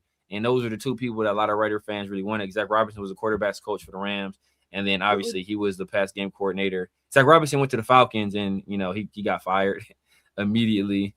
And then obviously Kubiak went to the Saints, and he got fired, or that whole staff got fired after Dennis Allen lost his job. I mean, I'll be real. But what up, Rundown? What's going on, brother? Appreciate you popping in with us, guys. Make sure you guys go hit up Rundown. Check out his channel without question. Always rocking with the nation, man. Go hit up Rundown's channel. Hey, Rundown's just as happy as you, man. This is y'all's day. This is you and Rundown's day, man. Rundown, salute to you. Big dog, we're gonna have some fun, man. But again, once pen to Mike White ready. back-to-back 400-yard games, Omega. And injuries didn't start in week 2, bro. He went on a 7-game losing streak after week 2. Like, so everybody got hurt after week 2. This is what, like, it's week 3. Everybody rolled up in the infirmary, and everybody, like, you didn't have anybody. That's what you're telling me. Is that's the excuse you're making right now? So everybody got hurt. Carr, Olave, Shaheed. I know for sure Shaheed didn't get hurt till late in the year, because that's when they had to throw my boy Bud Means out of there, who was a receiver I like out of Kentucky. He actually had a solid game with Spencer Rattler at QB. So you're telling me everybody got hurt after week 2, and that's why the offense fell off a cliff. Come on, dog. Come on, man. But the only thing that I will say to that is, as much as, yes, Olave was out, like, we're not talking like he had a shit ton of weapons. When you have just a running back to dump the ball off, yes, don't get me wrong, Kamara's good. I think I actually had him in fantasy that year. When Olave falls off and your weapons are Rashid Shaheed, which isn't necessarily a top tier receiver, like he's like he's a deep threat, as fast as hell. Yeah, deep threat. He's a deep threat, fast as hell. You know, like you could almost look at it. He's a gadget guy for the most part, right? But you don't have the number 1 at all, let alone really, like, Rashid's not even like a number 2. He's just the gadget guy. Now, yeah, Taysom Hill, which Taysom Hill is who knows what he is, right? He's a hybrid running back / maybe quarterback / tight end. Like, you just don't know what he is. So, like, when Olave goes down and you have to try to figure out, how am I going to construct this offense with these weapons? Yes, not the greatest division, but, like, that's tough. And you're trying to work with a quarterback that's, yes, veteran Derek Carr. It's great, but, like, it's still the first time in his offense. So Carr's trying to learn it as well. So I'm not saying what he did was amazing or bad with the Saints, but I think for myself, when I look at it, I just chalk it up again of, okay, he's got experience as an offensive coordinator.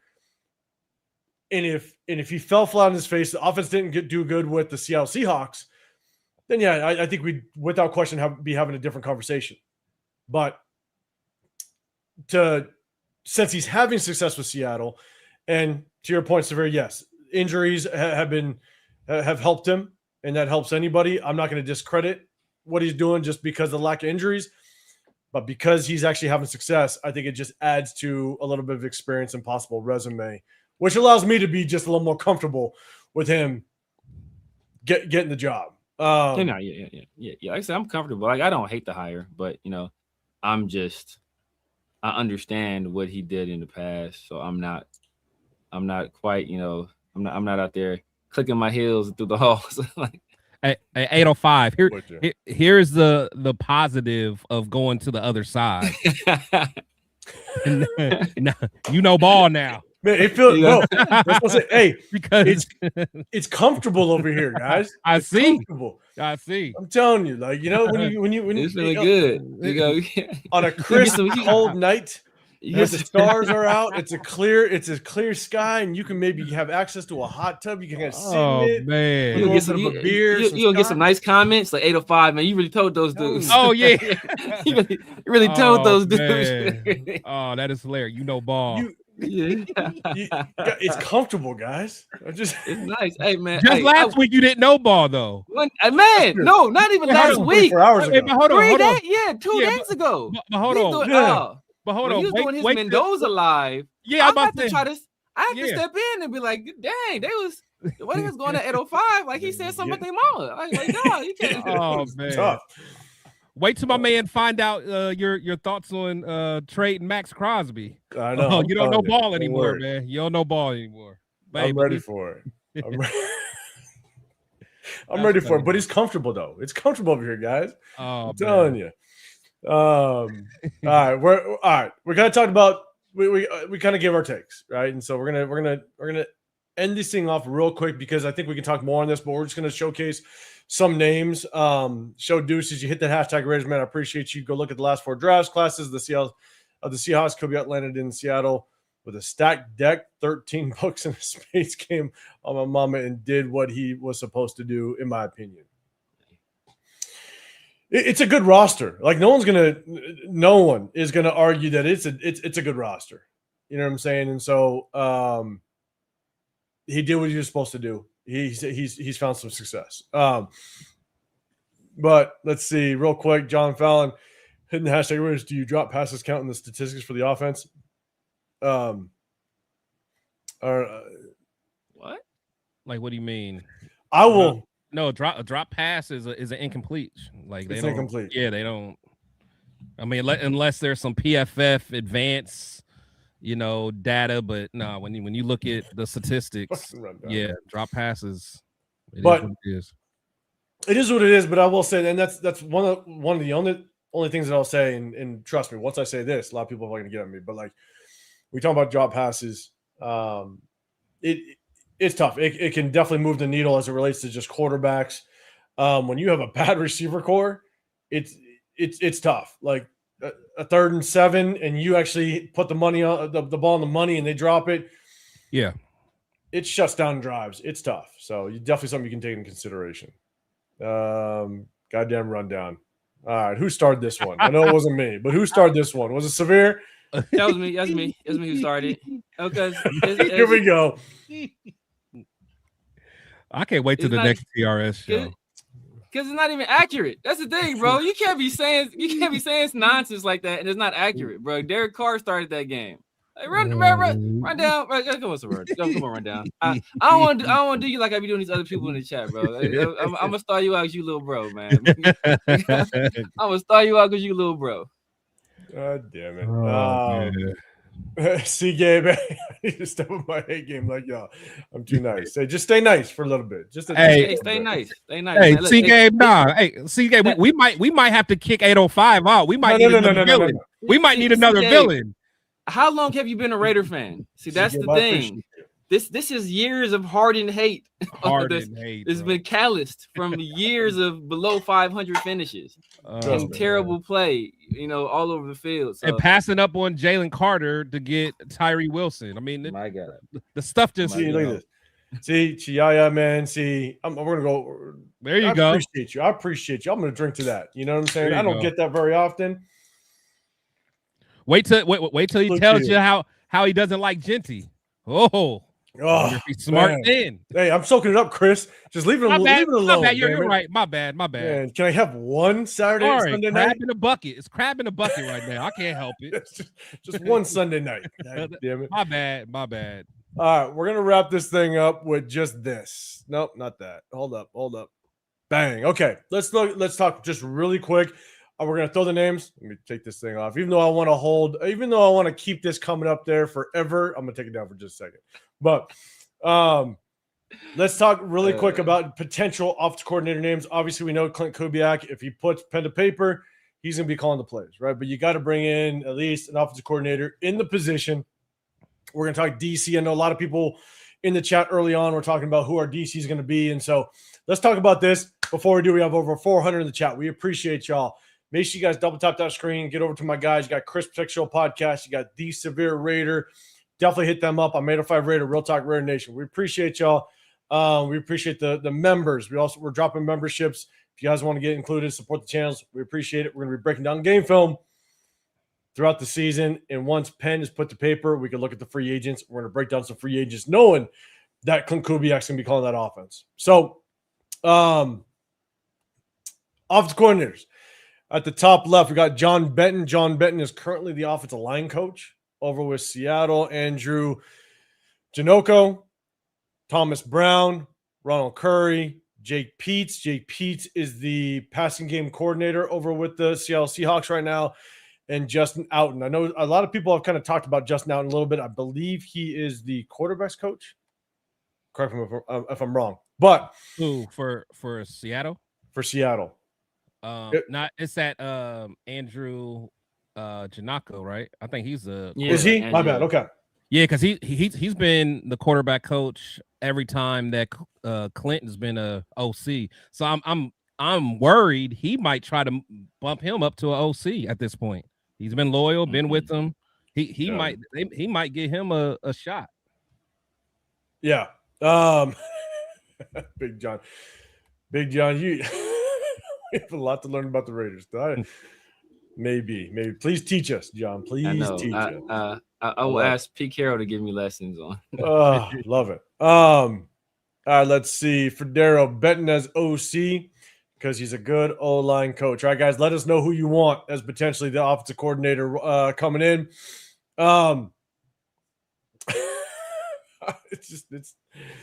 He hates it. Yeah, he's the Pete Carroll fan. Big John, man. I'm telling you, it's happening, bro. It's happening, bro. It's happening. So one thing I will say before we kind of dive into this and maybe kind of throw some names out there is a lot of people are saying that if he does bring over somebody on the current Seattle Seahawks coaching staff, that it can't necessarily be just kind of they're under contract. Yeah. The one thing to keep in mind though is, but what if it's a promotion? If it's a promotion, you can do it. You can do it. That's what I'm saying. That Andrew Janako is somebody that, I mean, he probably trusts him. He's a quarterback coach. But like John Benton, I'd love to come over as an offensive line coach. But again, it's a lateral move, so you have to pay out a contract and then all that stuff, right? But just keep this in mind. If Clint Kubiak comes over the Raiders, the Seattle Seahawks no longer have an offensive coordinator. So what does Mike Macdonald have to do? You have to go find yourself an offensive coordinator. What is that offensive coordinator most likely going to want to do? Get his own guys. Okay. Right. Which means the three guys that are on the possible four, but like the three guys that are on this list or possible coaches on that offensive side, they may not have a job because that offensive coordinator is going to want to bring in his own guys. So they will most likely release those coaches. And if that happens, then they become available. So just keep that in mind. I know a lot of people are saying, well, it can't be a lateral move. You pay out contracts, you have to trade, blah, blah, blah. Like, I get that. But once Clint Kubiak leaves and Mike Macdonald brings in his own offensive coordinator, these coaches might become available very quickly. So just want to throw that out there just so everybody kind of has that in mind. And so, guys, let me know what you think. Chat, let me know what you think of these offensive coordinators. But first, Severe, I'll throw it to you first. Do you have anybody in mind that potentially could be an offensive coordinator that comes in and takes that role under Clint Kubiak? Not that I can think of off the top of my head. I'm thinking the guy Chris was talking about, the guy that's been his quarterback's coach a few spots. That's the next logical move up. Yeah, it is QB coach, passing game coordinator. Next move up would be offensive coordinator. So that's what it's probably looking like. So we'll see, man. We will see. Yeah. I don't think the OC hire is quite as important. Like, because the OC, I mean, it's going to be important because they're going to be the person that's dealing with a lot with Mendoza. So the OC and the QB coach are going to be important because their interaction with Mendoza. But we all know Clint is going to be the one that's doing a lot of the heavy lifting in terms of offensive coordinator. I mean, in terms of the coordinating the offense, especially in his first year. I think, you know, like anybody that's kind of gone from a certain role in a company, and then maybe you get elevated to you're in a supervisory role. The first little bit of period, you're still kind of falling into your old habits where you're still doing some of the other work that because that's just your habit. You're so used to doing that. And then as you kind of grow more in that role, you learn to delegate it and you know, kind of just at that point you're holding people accountable. You're not doing the work yourself, but you're verifying their work and holding them accountable for the work that they're doing, and making sure it's meeting the standards that you kind of set. So I think initially the offensive coordinator hire, I don't think is going to be quite as important because, like I said, Clint was going to likely be very hands-on. As he grows more and more into a true head coach, he'll still be involved offensively, but I think he'll kind of give up some of those reins, a la like kind of like Sean McVay is done with Mike LaFleur over there. Yeah, Chris, any thoughts on that? Yeah, no, just kind of thing. I really have a feeling, like I said, that that quarterback coach, and it's kind of worrisome because just kind of looking into him a little bit. He, you know, really the only young quarterback that he had experience with that he kind of developed was he was brought in to develop Severe's boy Justin Fields in Chicago. So I was like, you can't throw that on his jacket though, bro. Because Justin Fields a lost soul. Yeah, but I'm just saying. Yeah, but I'm just saying. So, yeah. So I'm not sure, to be honest. I'm not sure if there's just someone else that, you know, he might have a rapport with around the league. You know, maybe he may go, you know, away from someone that he's actually worked with before. But I have a strange feeling that he's going to be kind of considered because he's going to be someone that he trusts. And then one thing I was looking at was potentially probably bringing back that Kennedy Palomalu. He was our running backs coach. Yeah, he was the coach that year then when Jacobs led the league in rushing. So that'll be interesting. And he's also Isaiah's uncle, so Isaiah Palomalu's uncle. So there may be some connection there. I think offensive line coach. It looks like I'm kind of with 805. That what was his name? John Benton. Yeah. So I think he's been his O-line coach for a few stints. So yeah, he completely flipped that offensive line around like 2 years ago with Gino. That offensive line was horrible. Yeah. And then this year he completely flipped this thing around. And Gray's Abel, one of the top guards coming out last year's draft. He got what we need to get, like what they need to get out of him. I would love to see him do that with JPJ. I would love to see that. Right. And if we bring in a top tier free agent of some sort at a guard position, tackle position, whatever, however we acquire another prospect on the offensive line through free agency or draft, Benton can come in here and get the best out of him. That was one of the major reasons why, and Big John, close your ears. One of the big reasons why I want to move on from Pete Carroll is because if you bring in somebody top tier like that, like you have Brendan Carroll coaching him, it's going to be a waste of either money because you brought in top tier, like you overpaid for offensive linemen, or it's a waste of talent out of the draft. So having Benton come through in just what he's been able to do, I think it's huge, man. I think it's huge. And then we got to understand that, I mean, of course, well, when we got Kubiak, we know we're going to go to strictly zone. So then we got to look at the linemen that we have. You know, I would say, let's see, the linemen that actually I'm not even going to think about the linemen we have because we're going to have to, you know, well, I guess Charles Brandon Parker Grant, I guess he could do okay. He could do okay. Don't you ever Charles Brandon Parker ever disrespect the son of Trent. This is what we call it. SOS son of Trent. Son of Trent. Don't you ever disrespect son of Trent like that? Oh man. So because I'm looking at Seattle staff right now. Jake Peets, he's probably going to be the guy that gets elevated to offensive coordinator, right? That's what people are thinking. He's the passing game coordinator over there. So he's probably and he previously worked with the Rams too. So Probably not getting him. So yeah, it's gonna probably be that Janako guy. Yeah, that's kind of what I'm thinking. Yeah. I would like Pete's though, because Pete's is clean. He just spent a year with us as a quarterback coach, but he also spent some time with the Rams too. So I think he's clean. He would be a clean hire. But yeah, I think McDonald gonna probably elevate him. I mean, but honestly though, if Jake Peets can come over here, possibly. Yeah, I love him. Yeah, as OC here, that'd be ideal for me. I'd feel comfortable with that. But I said, just his experience with the Rams and him like being the passing game coordinator this year, and obviously the Seattle about to lose Clint. I think McDonald makes a strong push to elevate him to offensive coordinator over there. So I think he'd be crazy not to take that opportunity. No, I agree. Rundown, man. You said, what do you guys think if the QB coach from Indiana, which is, oh God, I'm blanking on the guy's name. I forgot his name. Yeah. The QB coach from Indiana comes over here. I've heard some talk. See that to me, that's a slippery slope, man. Like, don't try to patch these things together. We've already learned that doesn't work, man. Let Clint pick his guys at the end of the day. If we do bring him on, then obviously that is a sure tell sign as to who that number one pick is going to be without question. Yeah. And so it's like I think for myself, I don't know how good of a quarterback coach he is. What if he brought him in? He was like, Don't do it, guys. Like,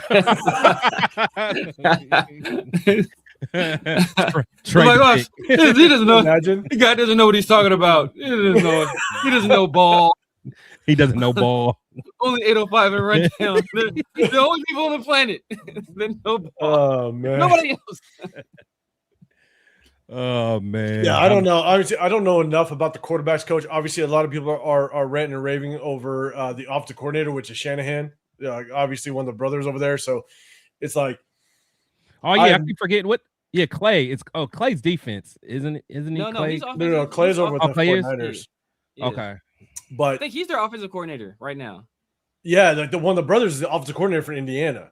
So I don't know enough about the quarterback coach. Oh, because Clay is the offensive coordinator for Indiana is Shanahan, but he's not related to the other Shanahans, which I learned the hard way. I thought they were related. Oh, really? I thought he was. He's not related. Somebody told me that. I heard the name Shanahan. That's not a name you hear commonly. Somebody said he's not related, or maybe he's not related to Mike. Now, or not. He's not one of Mike's kids. He may be a cousin or something like that. That I don't know. I didn't get that much into the research, but he's not one of Mike's kids. And like no that, shit. So chat, let us know, because I'm telling you, I think on like when the game was televised, they were saying stuff about like the Shanahan family and kind of tying everything together. And I was like, I just assumed, okay, like they're talking about the Shanahans in the NFL. Yeah, somebody said they weren't related. Like I said, I didn't really look into it because I didn't think I wasn't that interested to find but they was like, yeah, he's not related. So okay, I just assumed. Yeah, I did too, because you don't hear the name Shanahan a lot. Like it's right, yeah, for sure. So I honestly, rundown, man, I don't know enough about the quarterback coach over in Indiana, but I guess that's the only thing I can say is that if for some reason that happens, because Kubiak has to put his coaching staff together prior to draft and all that stuff. If it happens, that's kind of a telltale sign that we're locked in on number one. Okay, that man come over here and tell us the contrary.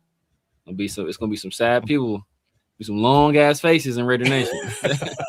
I know, right? All right, so this is gonna be kind of lead up to it. John Fallon, what do you think about Jim Schwartz? Would work well with Clint Kubiak. Let's jump over to the next one. We got potential defensive coordinators. You got Jim Schwartz on the top right, possibly. You got Aiden Durd, Carl Scott, Anthony Weaver, Leslie Frazier. Somehow Leslie Frazier's name constantly is just in the coaching cycle, some way, somehow. They coach together though. Yeah, was Leslie Frazier there in Minnesota? He was there in Minnesota. He was there. They coach together, man.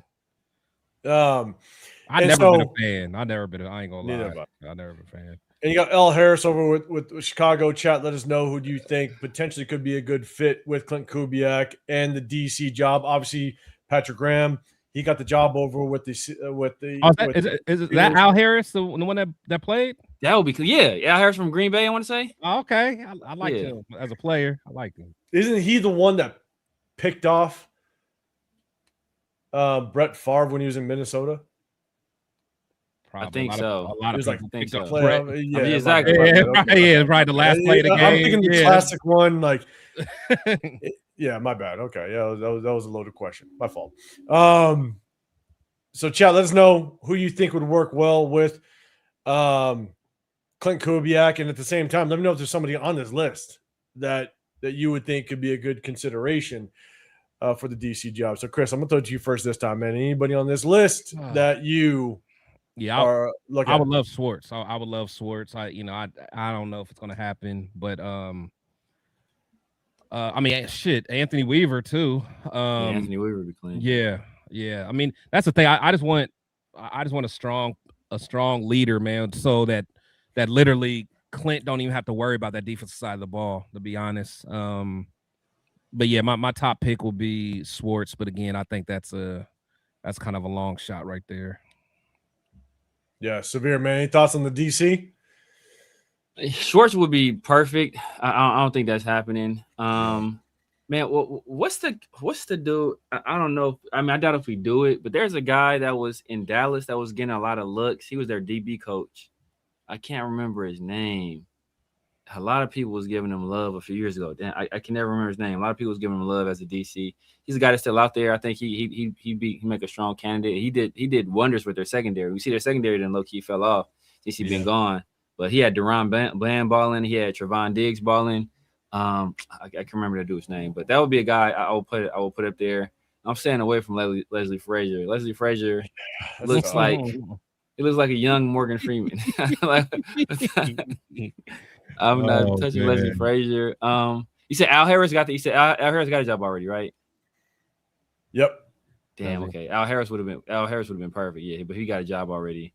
Then it's a wrap for that. Obviously Raheem Morris got a job already.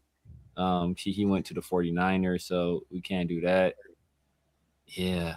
I don't know. Yeah. Then if anybody can remember the name of the guy that was with the Cowboys that year, he's another. He's a young guy too, so I will look into him. Yeah, I'm actually. I just appreciate everybody in the chat letting us know they're not related. It's crazy. I didn't even think that. Yeah, I didn't know that either. But I'll be real. As much as like Clint Kubiak, again, it was my number one. But if he can bring over Jim Schwartz, and that's a home run. That's a home run. That's a home run. That would be nasty. Now, if Brady can make that happen, I would be very impressed. And now I would say Brady's really, pulling his weight, as a owner. If he can pull something like that off, that would be fire. Fire. And if he could pull it off, yeah. I mean, him pulling off Clint Kubiak, just knowing that's whether a fan or not, like knowing that was the top hire, and Tom Brady can put his name on that. Okay, cool. Damn, if you get Jim Schwartz over here too, if Clint Kubiak, because that's as much as Clint Kubiak has had a long-standing experience in the NFL, he's got a Rolodex pretty deep, right? But the question is, as deep as that Rolodex is, how much respect does he have to bring in some top names? If Clint Kubiak can bring in someone like a Jim Schwartz, to me it feels like, okay, you actually got a pretty good respect amongst the league. Because that's the tough part, right? When we would talk about defensive minded head coaches, when you talk about it like a Brian Flores, when you talk about a Robert Saleh, those guys have enough long-standing experience in the NFL to where that they could bring somebody in that is respected in the NFL. And Clint Kubiak, it remains to be seen. Just how well respected are you in the NFL? If you get to Jim Schwartz, man, that would be pretty. That'd be pretty respectful, without question. Knock Andrew, there's no way we hire Wade Phillips for DC. Where is Wade Phillips? I don't even know where he's at. I feel like his name was like thrown around or something. I don't know. Maybe not. Damn, Wade got to be up there though. How old is Wade now? Oh, he's got to be up there. Super up there. Yeah, he's up there. All right. Show deuces. DC talk. Rob Leonard. I don't know if Rob Leonard is going to be on this coaching staff. Rob Leonard got the job with Buffalo, I believe. Oh, did he? He already moved on? I believe so, yeah. Oh, I didn't know that either. I believe so. Or he's not. If he didn't get it already, he's like the top contender there. I thought they said he got the job there, if I recall correctly. But chat, let me know if I'm wrong. You know, a name that could I was thinking about is Joe Woods. Oh, Joe Woods, but I mean, just because he actually has a connection with Gary, and Joe Woods is already on our staff. Yeah, I don't know. I mean that might be. I mean, he's been in the league for a minute, so I mean, he's not necessarily that good, but I mean, just familiarity, and I mean, he's been defensive coordinator, so I don't know. But you got Wink Martindale, which he was in Michigan, right? Yeah. Yep. And still is? Like, he's still there, right? Oh, I think Chris froze for a quick second. Okay. No, he's not gonna be there anymore because they hired the guy from Arizona State, Kyle Whittingham. Oh, no, he's from Utah, Kyle Whittingham. So they're gonna have a new defensive coordinator. He brought over his people, and Kyle Whittingham is a defensive coach too, so he's gonna bring over his own defensive staff. Oh, the dude I'm talking about is Al Harris went there later. It's Chris Richard. Chris Richard. Okay. All right. And Chris, I think you're frozen. You're frozen a little bit. We'll let you know when you kind of come back. So, all right, let's see. All right, Chris, I think you're back. You with us? Oh, no, he's all right. Still frozen. Yeah, he's going to jump out, come back in. Oh, shit, let me do this. Bang. All right, we're here. All right, Chris, when you come back, we'll bring you back in. Omega, do Schwartz and Kubiak have a connection? I don't think so, but I don't know. I have no clue, to be honest with you, man. Chat, let us know if there is a connection. Run down, tread lightly, man. We're all going to be pissed if Kubiak pull out and Bootsy Collins is our next head coach. That's why it's beer tonight. Once pen's to paper, then I might break out the good stuff and we'll have a little bit of fun for sure. So it's just beer tonight. We're gonna rock out with that. So let's see. All right, Jaya Frazier was instrumental in bringing Kubiak to Seattle. I did not know that. I didn't know that. Talking about Leslie? I think he is. Oh wow, Leslie Frazier? Interesting. Yeah. So yeah, maybe that's why the connection's there. I mean, when you throw that out there, maybe there's got to be maybe some sort of connection. So that's interesting. Man, did you guys hear Jim Schwartz took his contract off the Browns? Wait, did you guys hear that Jim Schwartz took his contracts off the Browns owner and GM? More drama. Yeah, but I mean, he's under contract, so unless they want to just let him go, but he's under contract, so technically he can't go anywhere. Yeah. So for there, I wanted Mike McDonald. Mike McDonald's defensive scheme, maybe promote Hawks DB coach. It would make sense. It would make sense for Clint Kubiak to possibly look at that Seahawks coaching staff, right? Obviously, he's there. He's got experience, and so we'll just kind of see how that works out. Severe, any thoughts on the DB coach over there? Which guy they talking about? They got, I think Nico Thorpe is over there. I think he is. I think so. I forgot who else is over there. But I mean, you would love to have someone like that continuity there. Obviously, we see how well the Seahawks defense has been playing, and they won that game. They beat the Browns. Not the Browns. They beat the Rams rather.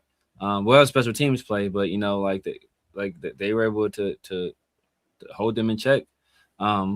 When it mattered most. So I think that I wouldn't mind that at all. Obviously, he'll have some familiarity with the guy, having worked with him this past year, but I'm looking more toward guys that are either from the Broncos organization or from like the 49ers organization where he has some deep ties.